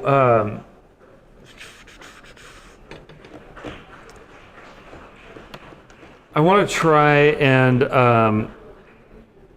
overcome yes. against this. Right. Okay, yeah, so I know this is perfect. I'm going to overcome to stop this thing, and I have no way of knowing how to do this. Sure, yeah, which yeah. is exactly my principle of whispers. Right. Incidentally. Which you still have access to. Right. They're just different whispers. Yeah. So I'm going to let my Star Matrix take the lead on this. Naturally. And give into any deep space knowledge I have, and just kind of reach out and try and intuitively do something and see what happens. What could go wrong? What could go wrong? This has never backfired. I really hope that you get a low number so that we can have a major twist from it. Yeah, I hope so too. So that's a D12. That's All right. a D10. Yeah. and then my zone die is a d6. So, and you know what I'm going to do during this? I find that it helps me concentrate if I sing a song. Okay. While I'm doing it. Yeah. If I'm going like right into the danger zone, which makes me kind of a little bit like a bard. Sure. So I'm gonna use my +1 from the Blue-Eyed Bard. That is a thing you definitely do all the time, so that makes sense. Right. Yeah, the singing. Right into the danger zone. Ugh. Yeah. Hey, so that +1 saved me from having a major twist because I have a 4. Yeah. Now you're rolling like Adam. Yeah. my mid is a 3. Oh wait, no, I get to use my max die. You do. It doesn't matter. It's a 6, so it makes it a 7. Still. But still, Same yeah. zone, yeah. Right. All right. Everybody gets a hero point. by So the way. you Yeah. succeed with a minor twist. Yes. Let me tell you about your success. Uh-huh. You feel that this Dark Incubation, your star matrix, like reaches out and tests the essence of this, and can tell that these dark spires are mostly for show. Like, she's got good flash going on. Yeah. Except there are 3 of them. These dark spires, you can feel there's a network of them all throughout the castle. But there are 3 of these dark corruption spires. One of them is in this room. It's the one that's thrumming with power. And there's 2 others elsewhere in the castle that it's connected to with this power. And this line of these 3, those 3 are, they're doing a thing that is very bad. They are converting any of the positive energy left in here into into laser dragons. Ah, okay. Into several laser dragons. We don't want So, one laser dragon, let alone What you've several. got is I mean, they're small. It's fine. right. So it's Just fine. let them loose. So you've got. There are 3 pylons that need to be found and disabled. You know where one is. Okay. You don't know, so there's 3 2-part challenges. Yeah. Find and disable, find and disable, find and disable. Additionally, you know that this whole time over here on my lectern, time has been ticking away, Yeah. and that at a certain point in time, these will finish the thing they're trying to do, Yeah. and time has already passed. Okay. So, So I shout this out. I'm like, hey, we got to take care of these now. More laser dragons. It's bad. Paul, and then I know, so did you see some other hands over here too? Yeah, so just in the chat here, there's actually Music Man 87 gave a +4 to Stella Tenebrae specifically. Because he almost literally fell for her while Van awaiting her artwork. All right. Very good. And that's from Music Man, right? Yeah. Oh man, I can work with that. Yeah. All right. The people in this room have found out that if they run out of generic tickets, they can go on their phone into Twitch and then also do it more. So that's great. It's great. Yes. Julian. +4 to Adam for the scientific method. All right. There you go. All right. That's from Julian, right? Julian? Yes. Okay. So there we go. Adam, who are you going to pass it to? You're going to pass it to Stella Nova or one of my friends. Yeah. Everyone else has gone. Right. I'm going to give it to Stella Tenebrae. Yes. Yeah. She's got to go first. Excellent. Oh no, hold on. What am I forgetting? I do this sometimes. You succeeded with a minor twist. Oh, I did. Yes, I did. What's my minor twist? If you don't have one, I've got a delightful environment sheet here full of twists. Well,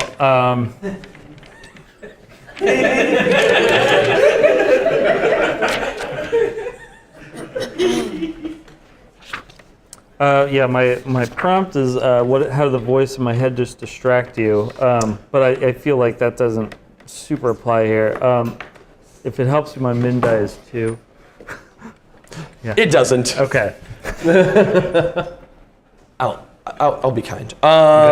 So a wave of energy rolls forth from the pylons, the spires. The spires that you're like, no, none of these are doing anything except for these 3. All of them activate, proving you wrong, and a wave of energy flows forth from them. it's only 3 that are constantly activating. Most of them are normally dormant. And as that wave of corruption washes over everything in the room, environment dice are this one and this one and this one for diminished cosmic radiance, deep-seated corruption, and dark star energy, of course, naturally.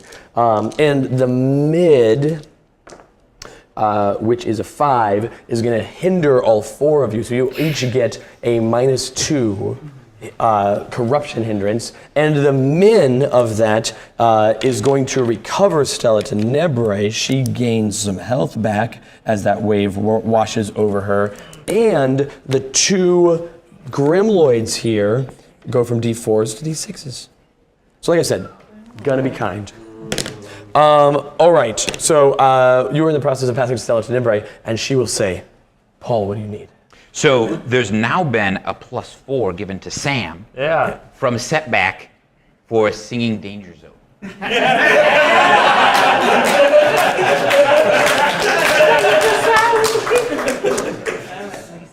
Only a minor setback. No. All right, so. He's of age. No, you're right. No, he's a minor. Right, minor setback. Come on. All right. And so then, oh my gosh, that's right. This is a super fun thing that she can do. And I've got a +4 and a +3, a +4 from Music Man and a +3 from Nora. Nora, I'm sorry you were out of the room. You gave me a +4, but then somebody gave me a hindrance to reduce it down to a +3. But don't worry, it's still going to be awesome. Oh my gosh, this is so cool. She is going to harness all of these bonuses that she has, and by all I mean 2, only a +4 and a +3 to make it a +7, and use her Empower ability to make this action using her cosmic magic or cosmic energy and her deep space knowledge. And man, I actually need a 3rd D12. That's great. 3 D12s +7. Oh my god. And let's see, I get a 3, a 5, and a 10. I take the 5, so I get a 12, which is an overwhelming success on that. And that means that the 2 Grimloids that are here change. Yep. A music of the stars wraps from the lunar lance out around one of the injured Grimloids, and with a cacophony of sound, it turns into a wailing, snarling creature. It is a Grimlouder.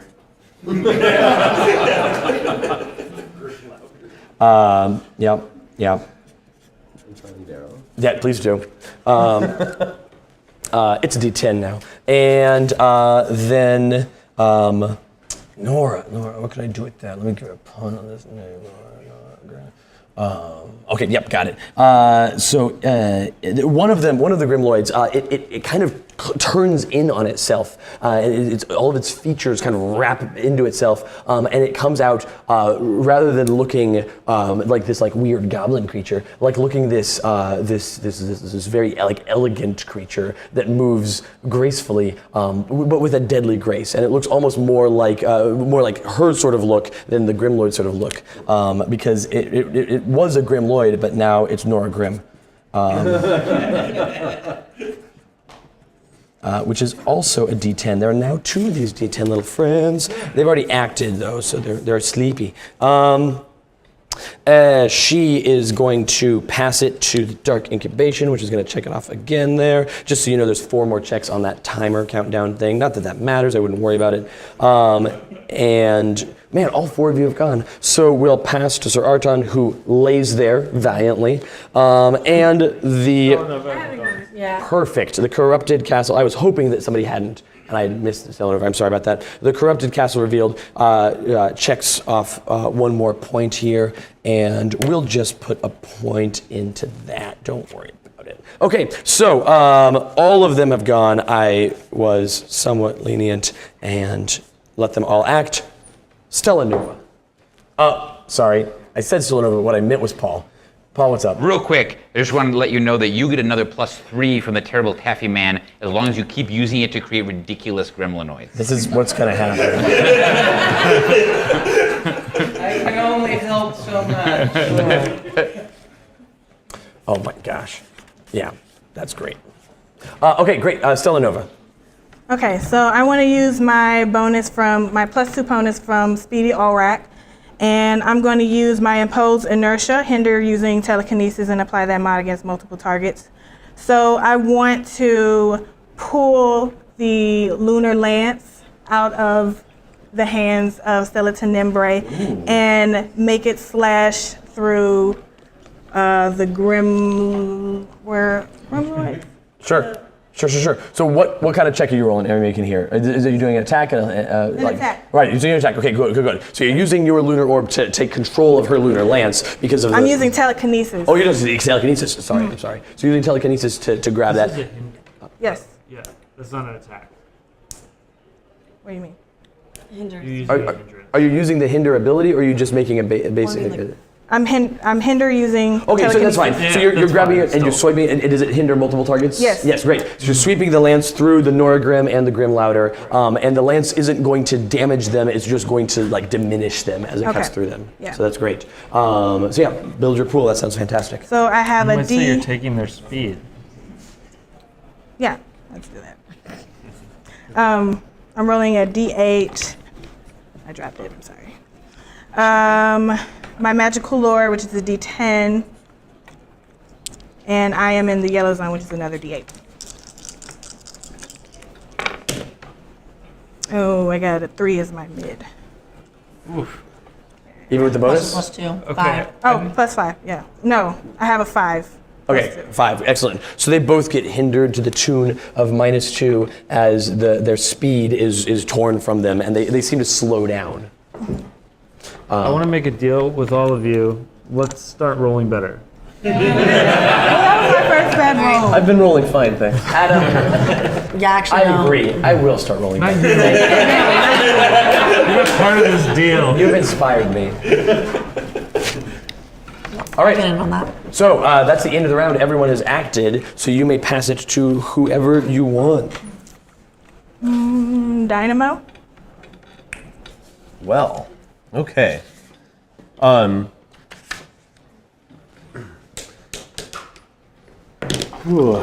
Let's say -2 confetti. Nope, says corruption. Oh, hey, wow. I'm sorry, I was writing for so long. While you think about what you're going to do, I'll start with Paul and go over this way, and then maybe come back to Paul. Paul. So real quick, Von Cross gives a +2 to Dynamo if he uses supercalifragilisticexpialidocious in his attack. That word. Who was it again? Yeah, it is from Von Cross. Okay. What's up?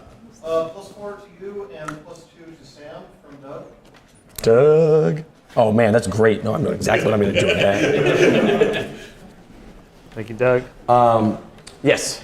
+4 specifically to help the Noragrim. It had a -2, but then from who? Blue. So, a blue energy coalesces up out of the ground and wraps around the Noragrim, and its -2 becomes a +2. Man, this is great. I don't even have to do anything. I'm just gonna like put some minions out. Like, you guys want these minions? Like, right.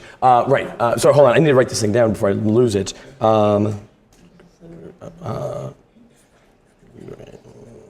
Yeah, that's a good one. Yeah, I like that. Okay. Yes. Oh yeah, sure. We'll go. Yeah. +4 to Sam and +4 to Christopher from William. Okay, from William. Okay, excellent. I'm gonna start writing down up here because I need more paper. Yes. +4 to Sam and +2 to Christopher from Martina. What was your name? Martina. Martina.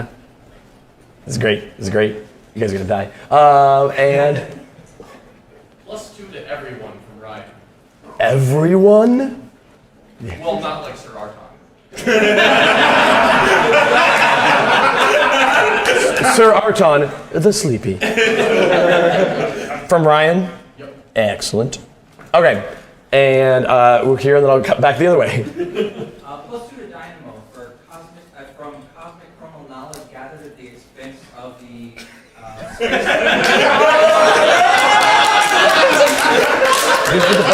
Just put it up on there. Yeah.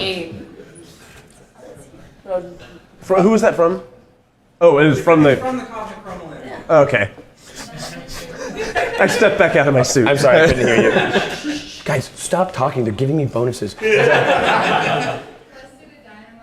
Plus 4 to Violet's Heart. Yeah. Plus 2 to Stella. And plus 2 to Sentinel. That wasn't me. Is that From whom? So, Unity? No, I'm just kidding. all right, you guys all have some Unity bonuses here, and oh my gosh, yeah. Plus 2 to all players in the interest of minion fighting. Of buff minion. Am I a player? No. Okay, just checking. Plus 4 to Sir Archon for really enjoying that nap. Yeah.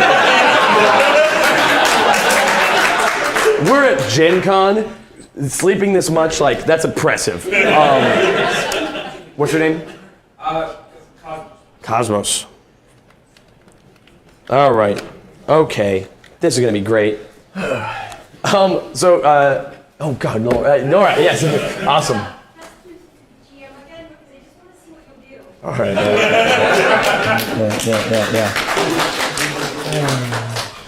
I'll tell you what, I'm about to stop making minions. Now that I've built up, I've bribed them with my minions. And now I've built this collection of bonuses. I was like, oh great, let's see, Stella Nova attacks you, and she does 7 plus 32 damage. She got this movie. Oh, glasses. All right. Well, I know what I'm going to do.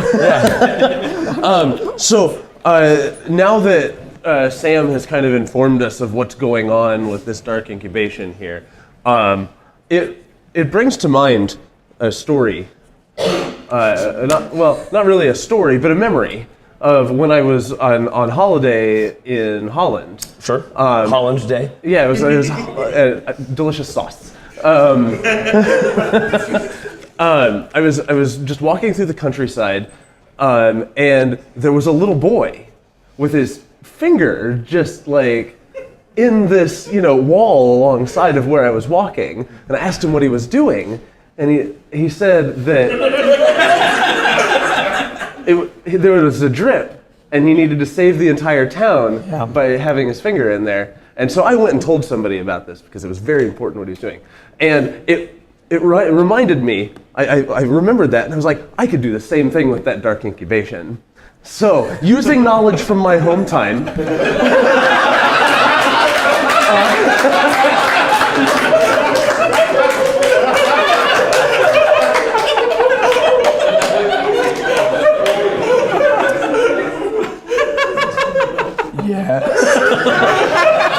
using knowledge from my own time, I'm going to roll for an overcome on that Dark Incubation. I'm gonna plug that hole. Sure. Are you trying to search for a pylon, or are you trying to aspire, or are you trying to shut down the one that's in the room with you? I'm shutting down the one that's in the room. All right, cool. I'm plugging the hole that its power source is coming from. I'm sure that you said that somewhere in there, but I frankly drifted off. It was a long road to justify that one. Everybody gets a hero point for that too. Okay, so I'm using just my straight up vitality for this because basically I'm using myself to plug the hole. So this is a D8, and I'm using history because this is a story from my past. Sure. And I'm in the yellow zone. That's another D8. 3 D8s, and I'm going to be using... And that child, he grew up to be Albert Einstein. And everyone clapped.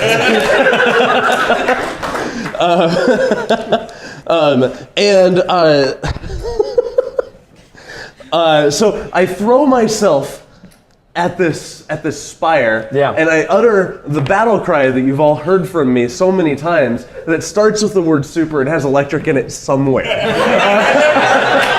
Right. Yeah, we know the one. I've said this constantly. Craig, you don't have to say it again. Yeah, we've heard it so many times. So that's a +2 bonus there from Von Cross. Okay, so that's pretty good.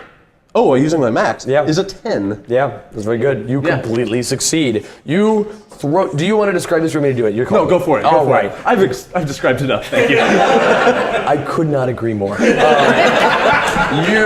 So you run at it and you leap in the air and you go and you're like, I'm gonna get it. And I'm gonna plug this power source. And as the dynamo suit intersects with this spire, you realize it's made out of a fairly delicate crystal structure, and you just crush it. This is my strength. It turns into It turns into fine like bits of glass flying out in every direction as you barrel through it and destroy it, and you land on the ground. And you're like, well, okay, it's gone.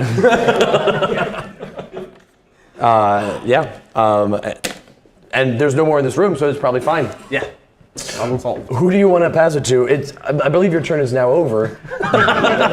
One can only hope. I was the first one in this round. Yes, you were the first one in this round, and I feel like this round has gone on. Yeah, go ahead. Violet Heart, why don't you do a thing? I'm gonna do a thing. Redeem yourself. I'm gonna wreck it. Wow, First of all, that's not nice. What do we at? Not low enough. I'm gonna do Blood Wave. Hinder using Zesty Blood. Apply that mod to multiple close targets. Sure. So Zesty Blood is a D10. Those targets aren't that close. Like they're not that close. They're like we know each other. They're like work friends. Yeah. Workplace proximity villains. Yeah, acquaintances. Zesty Blood and then Alertness again, and I'm at a D8. So I didn't even use any of the bonuses. What am I thinking right now? I don't know. You probably are low on bonuses. You're very low on bonuses. You need more. Yeah, I'm keep going, guys. This is what happens. You give bonuses to heroes and they squander them. You give bonuses to me and sweet monsters show I up. forgot we had to do it before, like declare before. Because we've only played this game. I know. 5 times. You're right. Those 5 times. It should have been. 6. A 6. All right, so you're hindering The Grimloids. the blue. So the blue Noragrim and Grim Louder. Yeah, the Grim Louder's now got a -4 on it instead of -2, Yes. and the blue Noragrim no longer has bonuses or negatives, but it's still looking pretty awesome. All right. So. Okay, so. I'm gonna pass it to Stella Nova with the hope that she can sense where those other, like, dark incubators are. So, I'm going to take a basic action. Yep. I'm going to use my telepathy, which is a D6, and my. Ooh, can I declare my bonus? Yes, of course. You haven't rolled yet. All right. I'm going to use my bonus from Violet Heart, and I am going to use my telepathy and my deep space knowledge to try to sense out where the other pylons are. Love it. So my telepathy is a D6. My deep space knowledge is a D12, and I am in the yellow zone, which is a D8. And you got a +2 or +4? +2. +2. My mid is a 4. Mid is a 4, which makes it a 6, which means you succeed with the minor twist. You stretch out with your mind, and you feel that at the end of the hall, there's this like large stained glass window, or rather, you remember there being one there, but your telepathy tells you that there is one of these spires has crashed through that window and is thrumming with dark power. So there's that. You know where that is. Is there a minor twist that is applicable in the situation, or should I just make one up here for my hand. You go ahead. Oh, why, thank you. Okay. Don't mind if I do. This one is actually a pretty straightforward one. It is merely a set of Grimloid reinforcements and 2 more Grimloids just at a D8 enter the scene. No big deal. Paul, what's up? So Westrup Waters gives +2 to Violet Heart for feeling low on bonuses.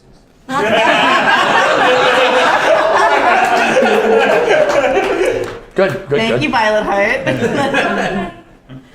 All right, Stella Nova. Who do you want to pass it to? I believe you could pass it to Sam, or you could pass it to any of my friends. They're all great. Let's pass it to Stella Tenebrae. Oh, perfect. Stella Tenebrae. She's got these bonuses from Taffy Man and from Doug, and we're gonna do a thing in which we roll some dice. Yep. We're gonna use our cosmic power. We're gonna use our magical lore. and our lack of penalties. Roll 3d12s. Oh man, I keep saying that it's for lack of penalties. It's like, oh, whatever. Rolls 3 dice, and 3, a 5, and a 10. And with that is able to wave her hand out over the 2 Grimloids that just entered the scene and transmute one of them, using a bonus from Doug, into a creature that dives beneath the earth and digs along like a mole. It's a grim digger that's coming at you. Look, I'm getting tired. Plus, this one took a lot out of me because there's also one that its limbs begin to stretch and reach out far, and its legs are getting weird and wobbly, and it reaches its wrappy arms at you, and it's a Graffy Laffy.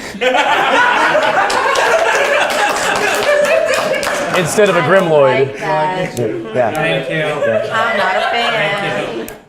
Paul, how There's you one doing? more quick +1 out here coming from I wanted to bring down the. A plus one? going to Violet Heart. Oh. From Tara. If she can work a donut into a move, and then I'm you, sure that I Christopher, also get a +1 if you do a good maniacal laugh. Oh man, so actually, I'm gonna tell you right now, I don't have it because my voice is shot. Right. So like, my mouth is like, like, yeah. I'll accept that. So, I totally accept that because like, I will tell you right now, my maniacal laugh is just shot. I don't have it. I do not have it. So that ends up being a -1 because I failed to deliver on the demand. Yep. Sorry, I know my limitations right now. The fact that I'm able to project in this room is a miracle. Yes. I'd like to give a +2 to both Sam and Stella Nova. And it can be from Sapphire Symphonis. Oh, cool. Oh, just pass these down. To Paul. All right. To Paul. Here. All right, so that was Celeste and Nimbri's turn, and now I've got all these babies here. Don't like that at all. No more of that. We'll pass it to the Dark Incubation. That's as close as we can get right now. Right, we'll pass it to the Corrupted Castle, and then we'll pass it to Sir Arton. He's just sleeping. He sleeps with a +4, but he's not going to use that +4, but he sleeps with a +4. And a +2 from Julian from earlier. Sleeping with a +6. This is a good sleep, the kind of sleep you cannot get at Gen Con. And then, oh look, I've got 4 very powerful Grim things. Grim babies. Grim boys. And so the Grim Louder is going to run up to Dynamo and blast this shout, this cacophonous shout that rattles the whole suit, and I believe isn't one of the damage types that you're resistant to. This is sonic damage as it rips at you. But he does have a -4 to his attack. It rolls a 10, so you take 6. I've been rolling so well tonight. Good, thank you all. And then the blue Noragrim moves very elegantly over to Violet Heart, and then moves past Violet Heart. But as she moves past Violet Heart, the blue Noragrim whispers over her shoulder, "You're not as good as you used to be."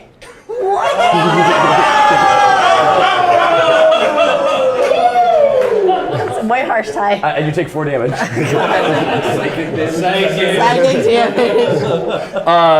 The Grim Digger pops up under the feet of Sam and slashes away at the legs with its long slashy fingers, and for a total of 6 damage. And the Graffy Laffy creature wraps its limbs around Stella Nova, not to attack, but to hinder, with a +4. Nope, not that one. I rolled an 8. No. That one wasn't gonna give me an 8, this one did. That's a 12, which gives me a -4. And if you have any bonuses, it chips away at those first. So any pluses you have, like if you have 2 +2s, it'll murder that, or if you've got like a +4, it'll just It's gotta be straight the up one from Taffy Man that goes So, there, right? There you go, that's what happens there. You did it to yourself. You played yourself. Gotta start getting rid of some of these bonuses. All right. And that's all of them. All 4 of you have gone already, yes? Sam. No, that's right, Sam had. Yeah. Before we get to Sam, Paul has more things he wants to say.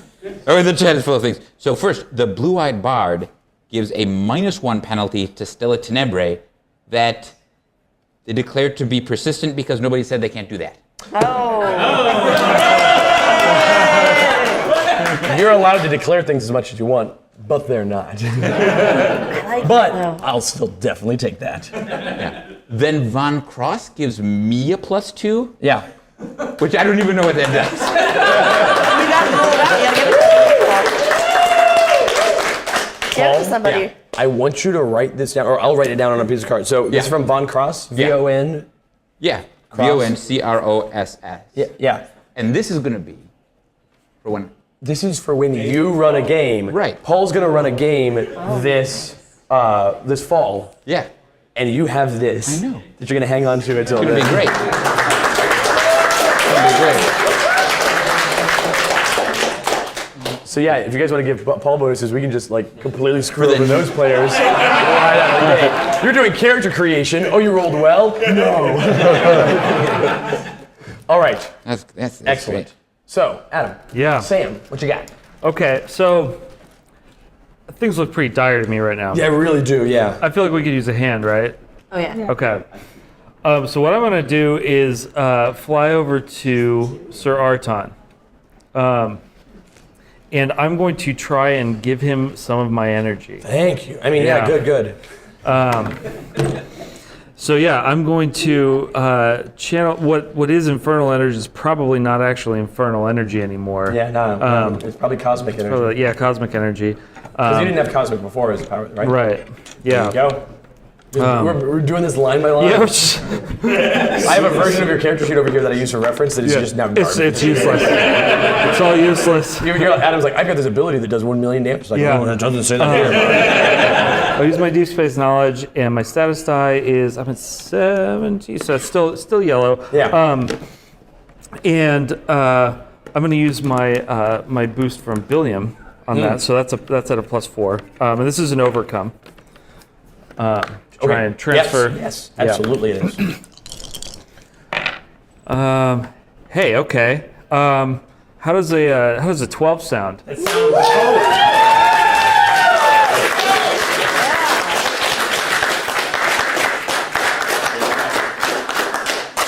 Sir Arton is a challenging multi-part challenge that is now entirely resolved. All right. Well done.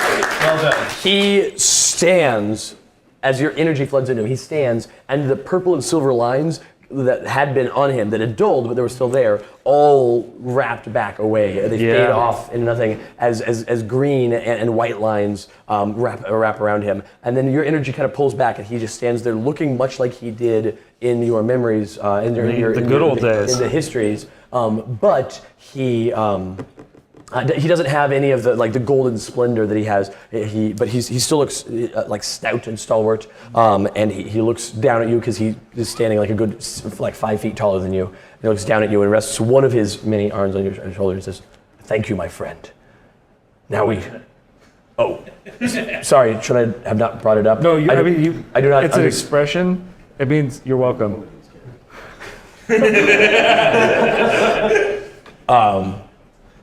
Now we fight this day. We fight for justice. And he turns and charges Stella Tenebrae. Nice. Die right away. I guess that's how He is dead now. He is a D10 lieutenant that currently has a +6 to act from Julian and Cosmos. Arton's just his nickname. Is he actually a lance ship? Right, he hits her and he dies. He rolled a 6, so he does 12 damage. Nice. You have a bad habit of sending things to their death. Well, that's dark. All right. Not us. Yeah. And so now Sir Archon is a character that you. Oh, sorry. Whenever he attacks with the same roll, which was a 12, he also boosts an ally.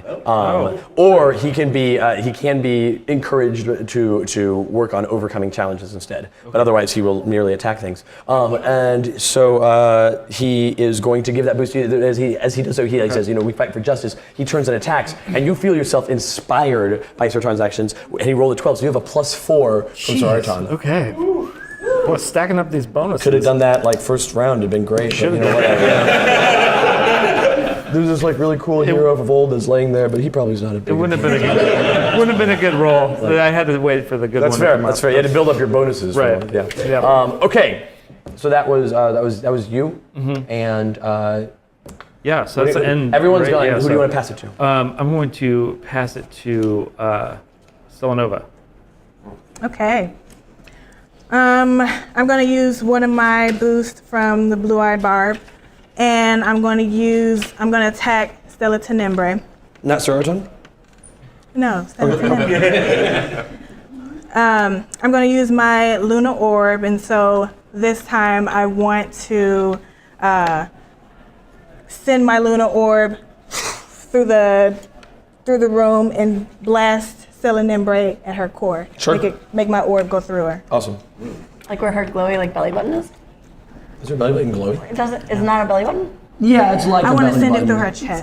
Okay, no, the glowy chest part. Okay. I just noticed she has the same glowy weak spot that the dragon does.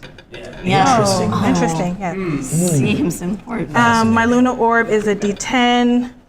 Also, that she carries a lance much My like magical lore is a D10. Stella Nova's mech did. And I have a D8. Yeah. Charger. So I got my mid is a 4. Mid's And a you 4. have a +1. And you're the +1 from Blue Eye. yes, +2 from Blue Eye Bar? +1? +1. All right. So it's a 5. All right. The 5 hits her and it blasts her, and she growls in pain and says, well, soon enough. And then she says, Paul, like what do you want, Paul? So there's a series of additional bonuses here. First of all, the Grim Louder gets a +2 from the Great Cthulhu. Sure. But Sam gets a +1 for badass character art from Adam and a sweet roll that you just did. And also, Ray for Stella Nova gets a +1 for some real good gestures. Sure. And who are those +1s from? So they're both from Tara, those last two. Okay, great. Yeah. Awesome. Tara. Yeah. Cool. I just want to make sure I'm not missing anybody. I know there was one point when I looked and there was 17 hands. I was like, how, why? Okay, great. That was the end of the round, I believe. Yes? Nah. Yes? No, This is the start of the round. Right, this is the start of the round. Yes. Pull together. Yeah. Look, I'm trying to keep track of all these bonuses. Truthfully, I'm trying to come up with clever names for grim creatures made out of these names here. So, Yeah. I have so many I'm more going to pass grim it to Violet Heart. I'm gonna glitter bomb. Yeah. I'm gonna. So you know how Dynamo had just crashed through the Dark Incubation, and there'd been some glass shards, almost like glitter on the ground. I'm gonna incorporate those. So I'm gonna spin them in with my own glitter bomb, and it's gonna take a donut shape. And I'm gonna use Tara's bonus +2. You sound like me though, kid. And I'm gonna first send it into the Grim Dagger, and I'm gonna say, "Eat this," and send it towards its face, and then it's Grim Digger, not Dagger, sorry, Digger, and then it's also gonna go for the Graffy Laffy, and that is. So you blow up the Grim Digger. Yeah. You just. Yeah, destroy roll that minion's die. Yeah, someone pass this back to Doug. That's a D8, right? Yeah, that's a D8. Yep. So you gotta roll it. And that's going against the Graffy Laffy. Yes. Total normal name. 5 + 2 is 7. Yep, I win. That's what that means. 7. The Graffy Laffy is not amused because that hurt it. But even though it's definitely not amused, as you hit it, it goes. I don't like it. I do not like this. Is always That's like creepy. No, I like the impossible much more. That's creepy. I'm gonna pass it to Dynamo. Okay. Yeah, because that's right. That's good. Okay. Did you go? No, I haven't. Yeah. Okay. Yeah, that's good. Okay. Yeah, it was a new round. So. Yeah. Yeah. Do you need a second? No, I know exactly what I was going to do, actually. So we've got the first check on this Dark Incubation. Yes, you know that there is a third spire somewhere. But where? Yeah. You know where one of them is because Stella Nova found it. And that is the situation. So what I'm going to do is I am going to while everyone's fighting over here, I'm going to run over to one of the consoles against the wall and bang my fist against it because I'm in a giant power suit. How to computer? Right. But I'm gonna basically try to use the castle systems to locate. I love it. The other spire. Yeah, I love it. So good. So good. So I'm using my +1 bonus from Blue-Eyed Bard for this one. Sure.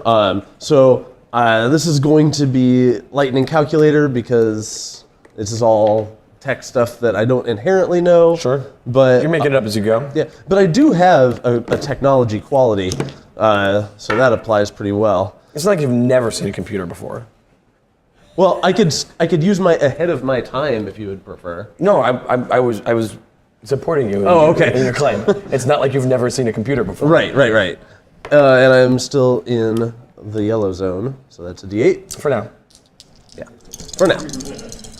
All right, and this is bonus.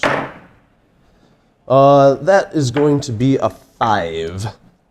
All right, so you succeed with a minor twist. You use the computer systems to locate the third of the spires that is in the, it's actually piercing all the way through the spiral stairwell going down into the cave. Okay. And so you know that now where that is. But in your looking, there is some drawback that happens. Is it from you or is it from me? I have dear friend. a really good minor twist right now since I'm using a computer. I love it. Give it to me. What detail of this era did I not previously know about? This applies really well to me trying to use computers. Right. Yeah. Yeah. And in fact, you're able to use the security system to find this thing. And you're also able to completely destroy this computer in the process of using it. And so there, not only is that whole system there, but I believe your min was a 3. My min was a 1, actually. Was it a 1? Yeah. All right, you take 1 lightning damage. Okay. That's electricity damage, right? Yeah. Okay, just checking. I can use that amount of damage as a boost for myself. There you go. Because of my Absorbatrix. Yeah, if you take your reaction to do so. Yeah, I will do so. Okay, cool. Now you don't have another reaction till your next turn. Oh no. Yeah, right. I just want to make you feel afraid. Because you should be. Okay, that is your turn. Who do you want to pass it to? Sam's the only one that hasn't gone, so. Okay. And all of my friends. Yeah. Paul. Yeah, real quick, Western Waters is going to give you a sparkly, glittery -2 because you've got too many bonuses, and then you don't have to think about as many minion names. All right, let's see here. I love it. I'm not removing anybody's bonuses. I'm just going to degrade 2 different people's bonuses because I like all these names and I have a plan for them. All right, thanks. Yeah. Who pass it to? Let's go for. Let's just get the Grimlouder out of the way. Get the Grimlouder out of the way. The Grimlouder is still there looking at you, and you were like, it yelled at you, and you went and used some computers, and it like looks at you, and it has like a look of consternation on its face, which is now kind of morphed into a big megaphone-looking thing. And it's like, Yeah. hey,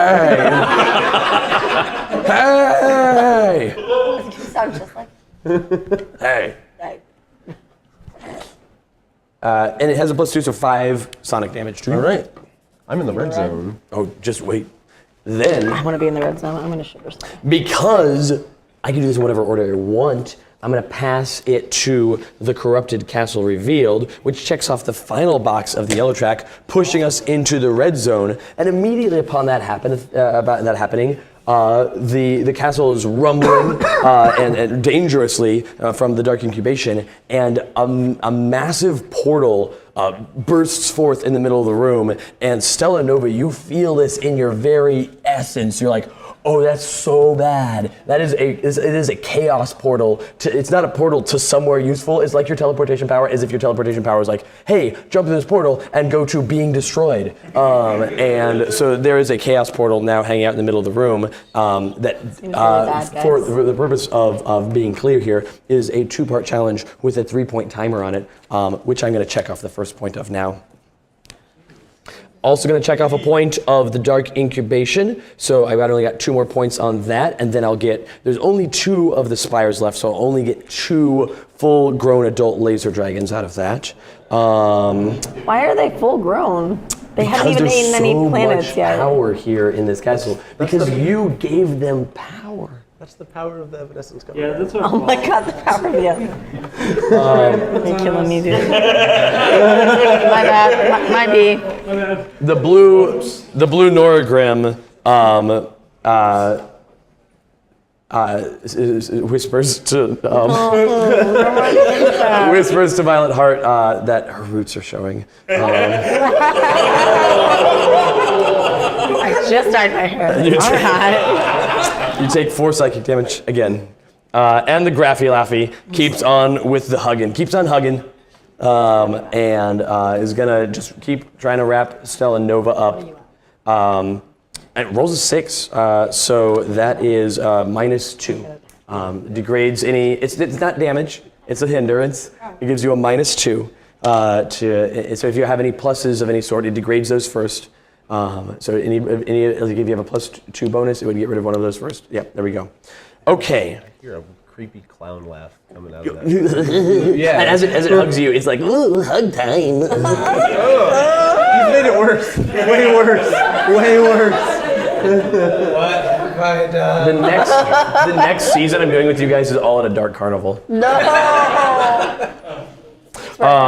Sir Archon, having not been instructed to do anything different, continues to slash away at Stella Tenebrae, doing one. No. That's the one time I roll a 1, and so she takes 1 damage from his slashing, which I feel like we should actually go look at the Dark Incubation. Paul, what's up? Yeah, so real quick, Tara's going to give her last +1 to Dynamo to be an agent of chaos because of the chaos portal. Oh. And we have one out here from Martina. I have a +2 to Christopher. Thank you. And a +2 to Dynamo. Hey, thank you. I got mad at you at first, and then it was all better. All better? Half better. A little better. I have all these bonuses. All right, so now we pass it to Stella Tenebrae, also known as the lady with 1, 2, 3, 4, 5 different bonuses. And she lifts her lunar lance in the air and she says, "You fools, keep on playing your games," and slams the lance into the ground destroy a bonus or penalty on yourself and deal area damage equal to that mod. Let's see, we'll do this +3 here. So we destroy that +3 bonus. Let's see, and it's to all nearby targets. That's great. So we're going to use the lunar lance because we said we were, and we're going to use her dark star quality. I was like, ranged combat, nah, not really. Magical or dark star. She still has no penalties, so there we go. And then we'll add all of these bonuses to it. So as she hefts the lance in the air and drives it to the ground, she cries out a series of arcane words that do not sound at all like any words you ever heard. And she says, "William Martina Riot, Nora Blue-Eyed Bard."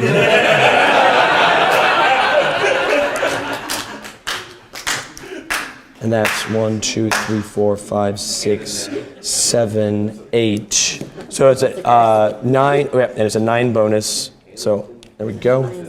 +9 to this roll.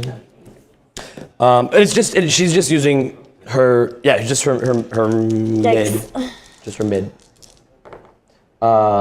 Great, so 3 + 9, so you each take 12 I'm cosmic out. damage. I'm out. Out. Yep. Out. Out. I'm at 3. I'm at 5. I did not know I had you so low. That's fantastic. Great job. Go team. Yes. So I think real quick, this is going to trigger a 4 Oh, yeah. for Adam. So since you're in the Cult of Gloom, Yeah. you're going to get a +4 to avoid dying. Hey, awesome. All right. All right. All right, well, it's my turn. I'm the only one that hasn't gone. Here's the thing that I'm going to say. Yeah. If anybody in the chat or in the room, you can give health to incapacitated characters, but in the same you're 1 to 1, 2 to 2. Instead of a +2, you can give 2 health to somebody if you want. Yeah. But anyway, probably not important. Okay. Can we retroactively spend bonus? Okay. No. Got to make a choice. Yeah. Yes. But Would it have made a difference that I put a penalty on her, not a bonus? so it's funny because there was a penalty. I believe you gave her a penalty and a bonus. I didn't give her a bonus. Never once? Okay. In that case, each of you regains 1 health if it would have made a difference. Still out. Yep, it would be 11 now. I Okay. was at 8. Yeah. No, my apologies. Yeah. Actually, no, that'd give you 2 health because instead of a +1, it's a -1. She takes it down 2. So there you go. But now these 2 are 2 up, so it does make a difference. My apologies. Yeah. I'm getting a new card. Oh, good job. Well, it doesn't matter. When you're at 0, you're at 0 all the way, from your first cigarette to your last dying day. Okay, so where are we at? That was her turn. That was everybody's turn. It is your turn. Yep. Star Knight. So can I use multiple bonuses? Yeah, at the same time, absolutely. Okay. Unless they're persistent and exclusive, you can use multiple bonuses in the same act. As Okay, I've been doing this whole well, time. having seen my buddies just drop. Right, she goes bam, and 2 of your buddies drop, and you and your space friend are both like, oh gosh. And, Okay. and she stands up and idly twirls her lunar lance and poses as if she's going to do it again. All right. Well, I look over across the room and I spin my sword and I get a crackle of green energy in my eye and it goes down my entire arm and I'm going to use every bonus that I have. Yeah! And I raise my sword up like this, and I go, this is for Arton and the Cult of Gloom, and Julian, and Martina, and Setback, and Ryan, and Andy, and Doug, and the Sapphire Symphonist, and Tara, and Unity, and Julian again, for good measure. I love how many of those names were on both your list and her list. So I got to do some math here. Adam, you want to just read them off real fast? Yeah, 4, 8, 4, 12, 4, 16, 4, 20, 2, 22, 2, 24, 2, 26, 2, 28, 1, 29, 2, 31, 33. Okay. 33. So this is plus 33. And I'm going to use my Knight of the Stars abilities. I'm using my sword and my close combat, which is a D10. And I'm in the red zone, which is a D8. Yeah. And I just... Well, everybody's in the red zone because... Right, yeah. And I just shoot across the room, arcing energy, leading with my sword like that. Right. And my mid is a 2. So I had this thing already because I have this ability. She has this ability where she can take, she can deal herself as a reaction 1 irreducible damage to re-roll the dice of an attack against her. So I'm like, oh man, it's gonna be bad. I'll just re-roll it when it. No. I got a 10 on the. You know what? Yeah. No, I'm gonna do it. invoke my collected trade. That's the one thing you can do to auto roll after it's already happened. Yep.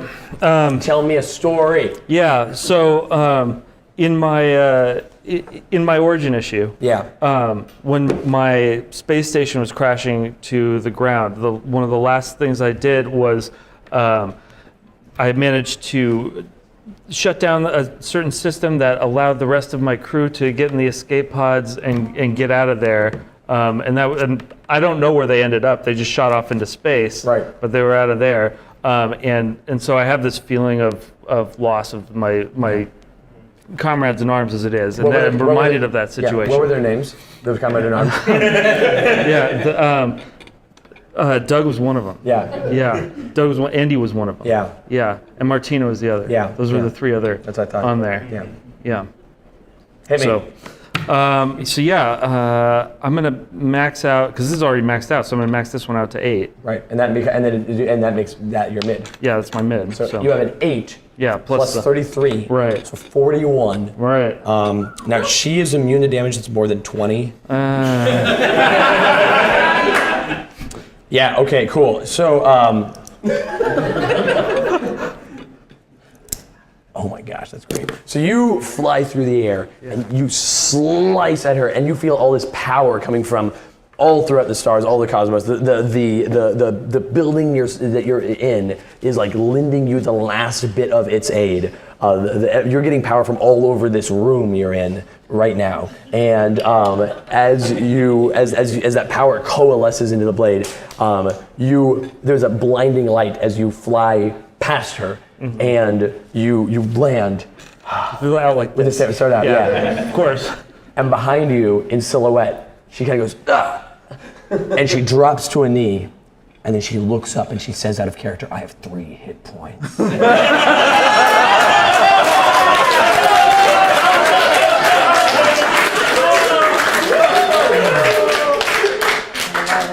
I don't look back. You don't look back.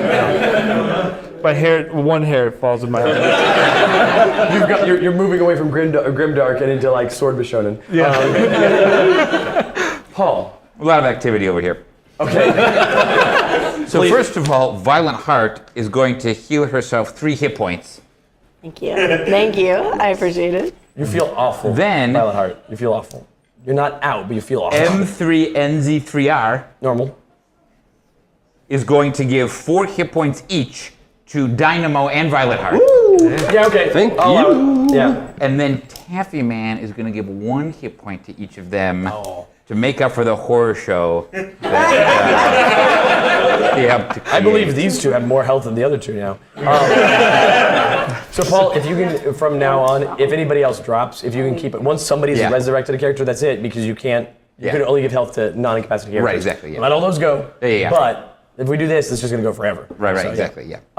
Anything from the room? The room is good. The room But then is fine. Master Pojo gives a +4 to Stella Tenebrae for almost TPK. What was that name again? That was Master Pojo. Master Pojo. Yes. All right. Sam. Yeah. Is that the end of a round? That's the end of the round. Everything refreshes, including your 2 previously fallen friends. The might and impressiveness of your attack made them sit up in their graves. Well, what now? You did what? That was great. Yeah. Do you want to pass it to Stella Tenebrae? No, I'm good. But like, no, I'm good. One last. No, I'm gonna Or pass maybe it to my- Stella Nova. I'm gonna let this moment be hers. Oh, okay. Yeah. Okay. All right. Oh, and no, you just. Oh, you have. Okay. I would. Yeah. 'Cause she has that green ability, you know. Stella Nova does. It's like, you can't defend or react. Oh, yeah. Whoops. The one that makes them not react. Yeah. I don't remember which Like one. my charged punch thing. Oh, yeah, that's true. I don't remember which one it is. I can't read. Which one is it? Literally, which one is it? I think it's the Lunar Beam. Yeah, Lunar Beam. Yeah. Yeah. Lunar Beam. Oh, I thought, okay. Yeah. All right. In the name of the moon. Okay. So I want to use a bonus from. Hold on. Paul got really excited for some reason. You get 2 + 3 bonuses. 2 plus 3. From Von Cross. Nice. Have fun.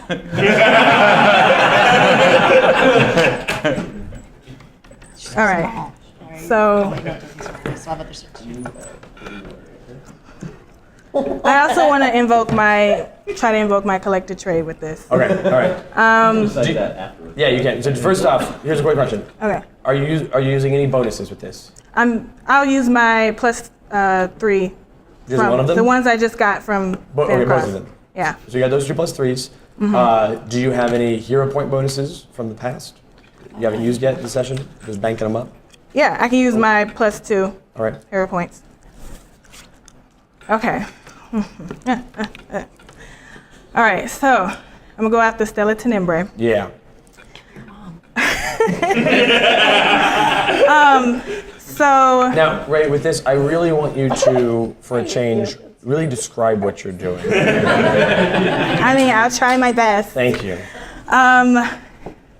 So going back, I was born out of the stars, out of Yes. this big catastrophe that misaligned the planets.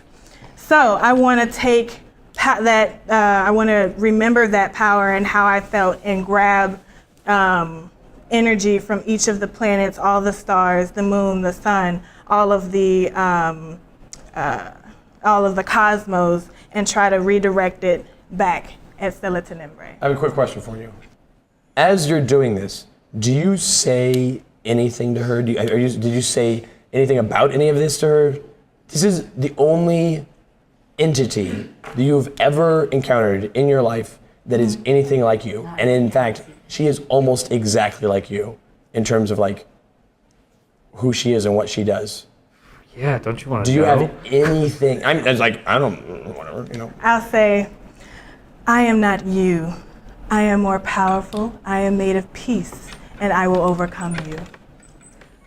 And then after saying you're made of peace, you blast a hole.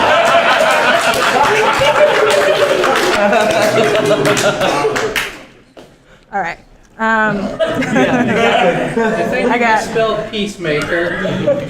It's my That's why it's all green. I'm rolling a D10 for my lunar orb, D10 for my magical lore, and a D10 for the red zone. Sure.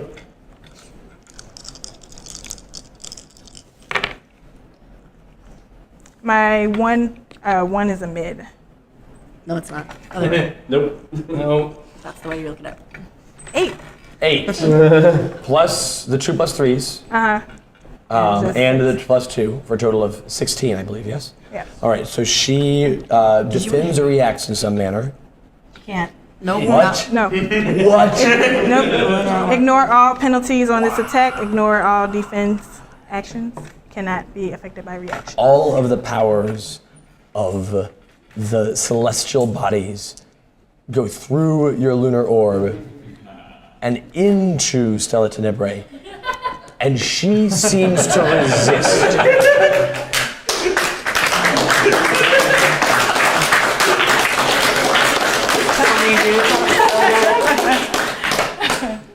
For a moment, she resists. She stands, she pushes back, and she says, "You have no idea just what you'll become," before she's flung back into the chaos portal, which slams shut on her. Oh. No more chaos portal. I like that that's the one you're It's pretty bad. As this happens, a burst of purple and silver energy explodes out from where the chaos portal was, and it rocks through the castle, erasing itself and leaving behind a dull gray black stone castle. Not a castle of gold and of red, but not a castle of purple or of silver, just a black and gray stone castle. However, that castle is still riddled with these vibrating, powerful spires, and that seems bad, but like, I don't know. What are the grim things? Yeah, the grim things all fall over. The grim louder. That's that somewhere. That's you. The blue Norgrim. The Graffy Laffy.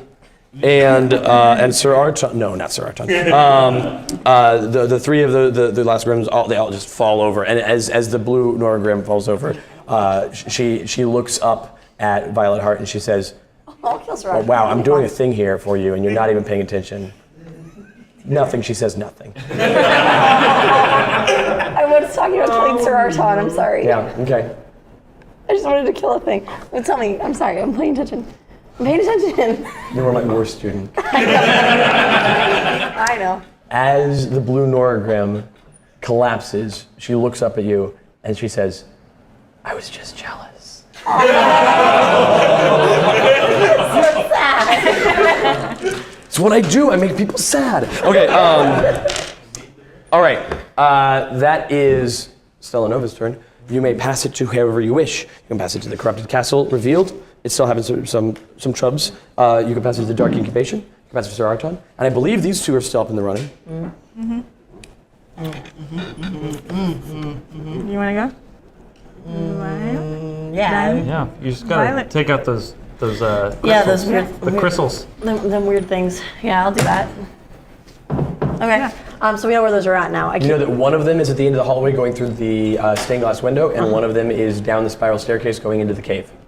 All right, I'm gonna go for the one that's at the end of the hallway. Sure, do it. You run up to it, and is this somewhere where I could use? This is an overcome, right? Yep. Overcome entities or elements from another dimension Nope. using your max die? No. No. Laser dragons are from this dimension. What? Laser dragons are from this dimension. Okay. Then I'm gonna just have to make up an overcome. Yeah. Okay. I'm gonna use Oh man, I still have a +4 from Master my presence. Sure. Because I'm hella there. And my and investigation, because I'm also very aware of where it's at too. You're like, not only am I here, But you're there. This will not go well for you. So that's a D6 and a D8, and I'm at a D10. And I'm gonna use, let's see, I'll use my bonuses from Violet Heart, because I'll walk by the mirror again as I'm going. Just be like, you got this. And then I'm gonna use my bonuses from Unity and Ryan, just because. So how much of a total bonus do you have? That would be 8. Okay, so this +8. This plus 8. And your mid result is? 4. Great, so 12.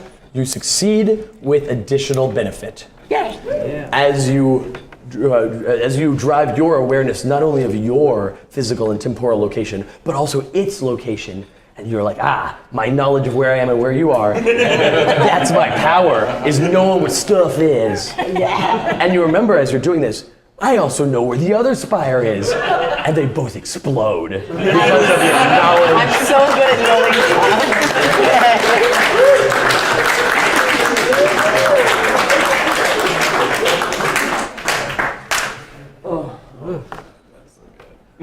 So can we kill him? So who needs No. a nap? Oh, sorry. I'm just gonna go lie down a while. So you have. There are no more of the spires in this Blackstone castle. There are no more Grimloids, or there's only one cosmic entity, and you're pretty sure she's your friend. Chester. What? She killed her mom. You guys never bothered investigating to find out where Stella Nova came from, so like, could be anything. Like Well, I'm cousin, gonna ask, maybe. I'm gonna talk to Sir Arton about that. Yeah, sure. Stella Nova is actually Stella Nova's daughter. No. Oh no! This just turns into an evil dark twist. No. TV drama. All right, so yeah, you talk to Sir Arton. We kind of like have a quick montage scene as Sir Arton thanks you and says that What music plays in the he background? seeks to good music. He seeks to rebuild the Knights Cosmic, and he is going to begin looking for stalwart rangers of many races. But he fears it may be years before they are anything similar to what they were before, with their loss of power and just so much, and a bit of the loss of his own faith in his abilities. But Good. yeah, but he thanks you for the second chance to do what's right, and he asks, who are you for people anyway? Yeah. Well, there's a full name. Right. Is it? You know, No, Is that what we're going with? Yeah, but like, what was the full name? the Somebody visitors of somebody the check their unknown. phone. Oh. How's everybody doing? Do we want to go? Good? Good? Yeah. I thought that's what we decided on. Did you enjoy this show? This is, where are the credits? Sorry. This show is brought to you by Christopher Bedell and Craig Roberts and Maggie, Elizabeth, whatever here. I'm doing the credits. Clayton, the fourth, and by Sarai Henderson, and by Adam Rotaro, produced by Trevor Castellan, and also CEO by Paul. This show would not be possible without the continued support, the logistic support of Dave Chalker, and Special thanks to special thanks to Jenny, and to viewers like you. And then the credits go away. and to Jen for the art. Oh yeah, Jen for the art, and also the artist who is an amazing artist. Kevin Chop. Yeah. Color Reaper on Twitter. Yes. Yeah. Yeah. And then the credits go away. And you never know who we all confer awkwardly. Right, no, the credits went away. It's down for the post-credit scene. Oh, yeah. Yeah. This is our model. So who are you for? Stop talking. The visitors. Yeah. I stole this. We're the visitors. Yeah, the visitors. The visitors will return in 2019.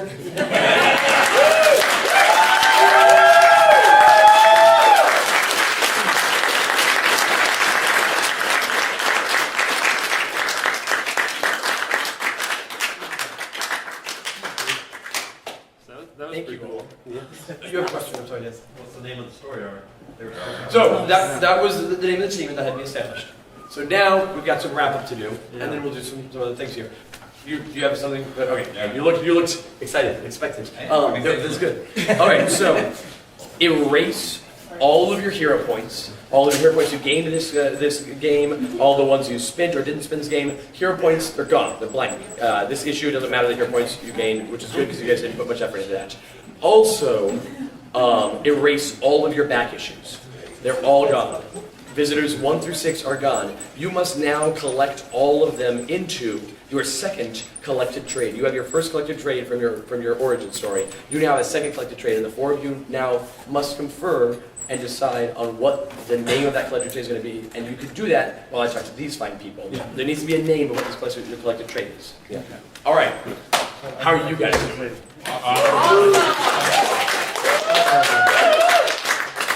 So the challenge with the Dark Incubation, if the timer ran out on that, there was 3 spires and each one would have produced a fully grown laser dragon. So I was excited to have there's now Stella Nova and 3 laser dragons in this fight, and you guys definitely got in trouble with 1.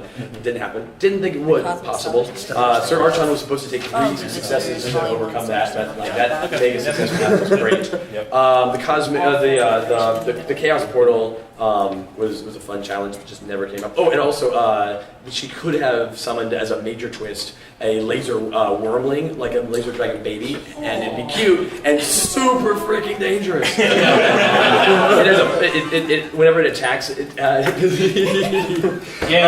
his text. Whenever it attacks, it hits 3 targets simultaneously. It gets plus $2 damage rolls and minus $2 damage dealt to it. Like, oh man, and it's a D12 with damage. So cool stuff there. Okay, I'm gonna check my minute and then it'll be time for questions from you and also questions from the chat. If you've got any questions on Twitch, we're happy to take your question. Yeah, the main point of the chat I Well, would like to make is that the camera on your pants is really weird. Oh shoot! I knew that I was going to change, and I have this lovely linen wool silk blend midnight blue tuxedo that I was going to wear tonight. But then I ended up being stuck in meetings this afternoon and didn't have time to change. But I know that that's why I took my jacket off. That my jacket and my pants are really weird on cameras. TVs do that. So that's why I didn't wear them. So they're really excited about that. But maybe tuxedos next time. We have a name. Yeah. We have a name. I want that name. Visitors Volume 1, Stellar Standoff. Excellent. I take that name. It's now my name. It's no longer Christopher. You may have Christopher. No, yeah. Visitors Volume 1, Stellar Standoff. Fantastic.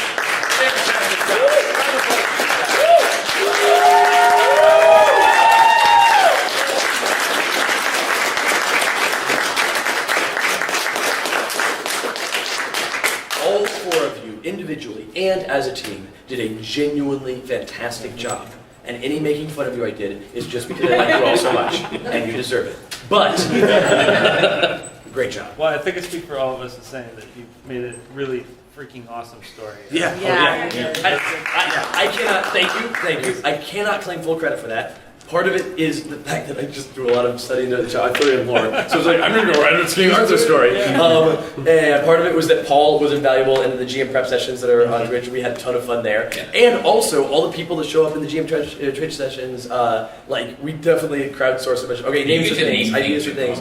It was great. Yeah. So, but yeah, I Thanks had so much for running a this huge for us. blast. Oh my gosh, Fantastic. Thank you. It has been. Yeah. All right. Questions for all y'all, and I'm gonna, I want hands because, we're overwhelmed otherwise. We've got, I want to say, 10 minutes left. I know it's, 50, but 10 minutes. What's up? So, the Night of the Stars. What kind of night is that? Is it Dark Night or... Is it N-I-G-H-T or K-N-I-G-H-T? I wrote it as K. Okay. Okay. So the name of the blade is Night of the Stars. Oh, hey. Yeah. Do you have a new name or no? I do have a new name. Will you reveal it now or do you want to wait? Yeah. Because one of the things that happens Right? between these, when you do your collective trade, one of the things that can happen here is you can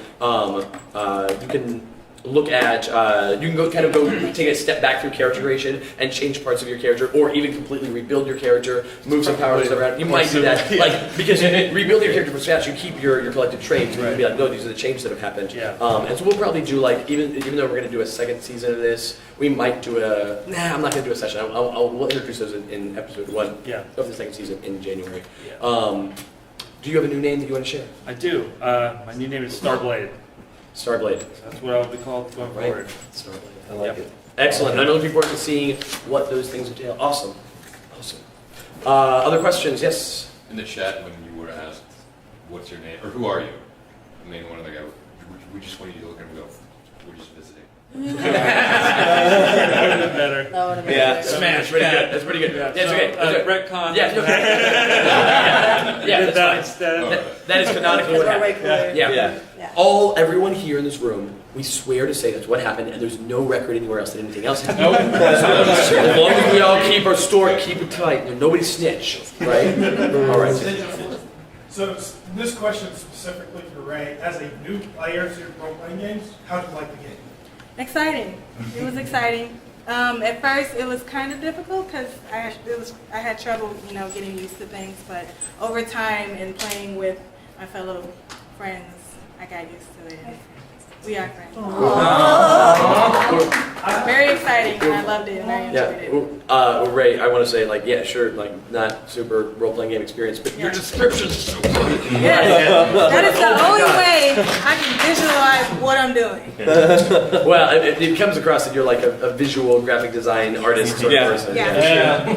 All right. You said you had a follow-up, I think. Yeah. What part specifically was hard? I'm planning to teach this to lots of people. I love the system. So I want to know these parts so I know what to help people. Well, since I'm new to RPGs just overall, understanding the mechanics as I go along. So understanding what's an attack, or when can I use an overcome, or things like that. But I eventually caught on to it. Yeah, okay. This is more a note for the crazy people who are going to be chronicling a lot of this and maybe putting it into the wiki. Just let's make sure we get a list of all the different grim names. It's very important. We will try and put them all in the Discord. Wonderful. Preferably. Did anybody fail to use one of the bonuses they got? Yes. Oh yeah, I was knocked out, and I still had several bonuses. I have a +4 for Master Pojo that's definitely going into next year's season. Yeah. I was kind of hoping, These are staying until next hoping season. nobody was going to mention it, and I was going to be like, oh, and by the way. So if I leave this on. You used all. Interestingly, I used all of my bonuses that I was given. Yeah. I didn't use my hero point bonus, which was +3. Yeah. Oh, it did 3 points.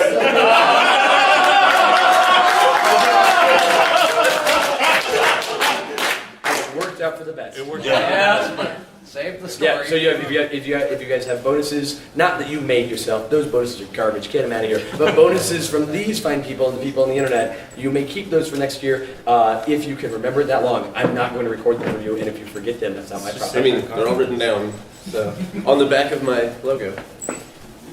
Yes. All right. A couple last questions, Paul. What do you got? Just quick question for me. So we've got all this art and there's content and cool stuff Yeah. that we made for this trade. What are we going to do anything with that? Yeah, we'll put it in books. Because there's a lot of this that's going to go into official supplement books. Right. We got plans. I don't know if you're going to talk about some of the I things. don't, because we've got an episode, I think it's the extra-sode for the letters page. This month's extra-sode for the letters page is about Adam and me just talking through these last 6 sessions, and me going, Adam, I wanted to talk to you about this stuff. I've wanted to talk to you about this stuff for months. Oh, no, I get it. I'm not allowed to talk to Adam about Sentinel comic stuff. Stupid. Yeah, so. Other questions that I can throw a fit about, yeah. Do you have any plans, I think this is what you're going to ask, do you have any plans of writing up or releasing this 6-part adventure? So like, or I want to version put, of it? yeah. See, I want to put a lot of this stuff into books and things, but I don't know about this as a adventure because this adventure was so. It's really character. It's specifically for these characters, and like, sure, we could give the character sheets to these characters, but there's other things I'd rather do that with first. Right. So someday maybe, but I am gonna mine the heck out of this for a bunch of official content. Adam and I still need to have a bunch of discussions about what of this is canonical. Yeah, all of it. Which is a big kind of conversation. You can hope. All of it. I want Dynamo to be canon. That's all I care about. This might help you with that. You mentioned before your interest in creating a Rook City supplement. Any It's gonna plans on happen. making a cosmic supplement? Yeah, I think we spoiled that. It's called the Void Org supplement. Yeah. But, yeah. Anyway, don't worry. I do think we were talking about after this session releasing the character sheets online. Yeah, I need to clean them up before you do that though, But yeah, because there's a bunch of things in here. There's wording that's shorthanded, Like and I my don't name want is spelled wrong. your name spelled wrong. I didn't type it. Yeah. And there's You wording. did. No, So I didn't. that is among our intentions, though, so that you can get these ones. But yeah, I need to do stuff. I need to do stuff too because there's also some like persistent exclusive things that there's things that have changed in Chapter 3 that need to be updated on those, and I don't want to mislead people on the mechanics of the game. Right. So there was a hand over here. Yeah. That was mine, and actually he answered my question because I was going to ask myself if I could have a copy of my Nope. character. It'll happen. One day. How planned out was the redemption arc for Starblight? Was that something from the beginning? From the beginning. Okay. In the midst of him doing character creation, the thing. Oh my god, it was so much fun pushing him into this because he kept like making all the decisions like yeah, and then he and especially when like Stella Nova was going down her direction of her creation, I'm like, oh my god, there's a thing here. And then when he chose the role playing quality for himself, living weapon, I'm like, you have no idea. So you planned that you would be redeemed with. No, I didn't know how this was going to go. Yeah, the only thing that anybody knew as a bit of metagaming is I told Adam, the sword. Obviously, changed. Stella Nova Yeah. rebuilt the sword. Everybody saw that happen. Yeah. So I was like, Adam, I need you to draw this sword.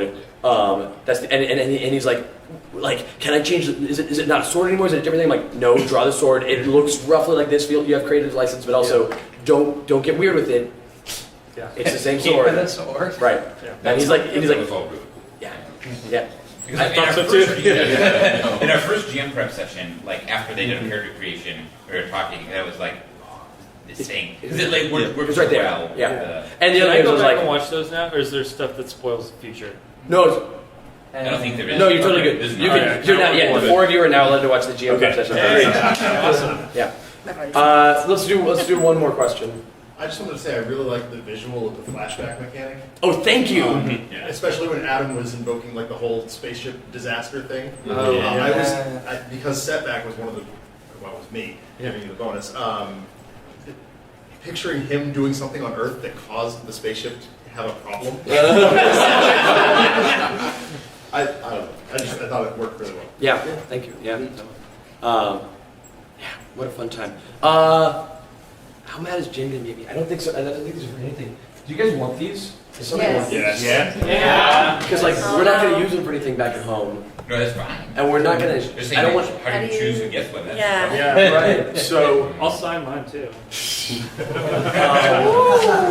I told you. You got dice. You got. here's what we're gonna do. Here's what we're gonna do. Oh, yeah. Here's what we're gonna do. Oh my gosh, it's been a million years. I would do a super short auction on Sunday. Oh. Does that work? No, everybody just got real sad. Everybody's leaving on Sunday. No, I think we should just give them away to people here. I don't know. Yeah, but like, how do I? determine- Who gets them? We You just got dice. You specify got the people dice. random. I mean, do we can go through and see who gave the most bonuses? I mean, we do have rows and columns. And we have dice for randomizing. Oh shoot! Yeah. Okay. Yeah. Yeah, that's real gross. 1, 2, 3, 4, So 6 rows. yeah. Go first. And then which row has the most people in it? I think this one here. 1, 2, 3, 4, 5, 6, 7, 8, 9. Is there really more than that people? No. So okay. So for we'll do the castle first. Adam, why don't you roll a d6 to decide which of the we'll call this rows. Yeah, rows and columns. What? Row No. 6. So row 6 is the last row. Yeah. There's 2 people. Fun. What did you say odds? What do you say evens? Evens, yeah, it's fine. Sure. It's odds. Were you a person that wanted it? Yeah. Okay. Yeah, we'll get there. Okay, yeah. If you don't want it, you're allowed to recuse yourself. Right. There's. I'm not being forced. Yeah. No, you take this hard work and you like it. No, sorry. Craig. Did you already sign this order? Or No, I haven't signed it yet. Well, we'll see if they want that. Maybe they don't want your dumb signature. Can you roll a 1d6? Yep. And the 6 is a reroll? Yeah. 5. Okay, great. So, there's 3 of you in that row. Do any of you not want it? Okay, great. All right, Craig, roll roll 1d6, and it's 1, 2, 3, 4, 5, 6. 6. Do you want Adam to sign it? Do you want Adam to sign it? Oh, that would be awesome. What's your name? Sign for Cosmos with a K. For Cosmos with a K. Yep. All right, and last but certainly not least, I'm keeping it. It's mine. She's so great. Yeah. You could have another one made. No. Says you. One of a kind. It's super cool. All right, Ray. I need you to roll a 1d4. Yeah. Oh, yeah. Oh, sorry. You can. I didn't think you did. Yes, 1, 2, 3, 4. Yeah. 2. 2. All right. 1. So, do any of the 3 of you? The 3 of you. Because I assume you 2 don't want it, right? Okay, cool. So, I can get you on it. do either the 3 of you not want this? D6. 1, 2, 3, 4, 5, 6. 2. 1, 2.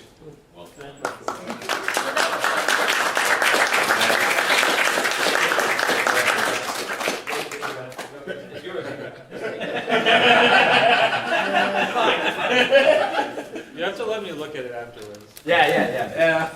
Yes. I still have copies. Here's a fun thing. If you'd invoked that, you could have solved the entire Spire thing by being like, oh, I have all this this chronal knowledge, and this castle is brimming with all this chronal knowledge, chronal stuff that happened. If you'd invoked it once, like if you'd mentioned it, like, well, this thing, I'm thinking about this, is there anything here I could use it for? Maybe not. I would have given you an automatic success on the discovery. Okay. It's not like it won't come up again, though. Oh, I'm sure. I mean, yeah. All right. Oh my goodness. Okay. Am I forgetting anything? Are we done? Thank you all for watching. Thank you all for watching.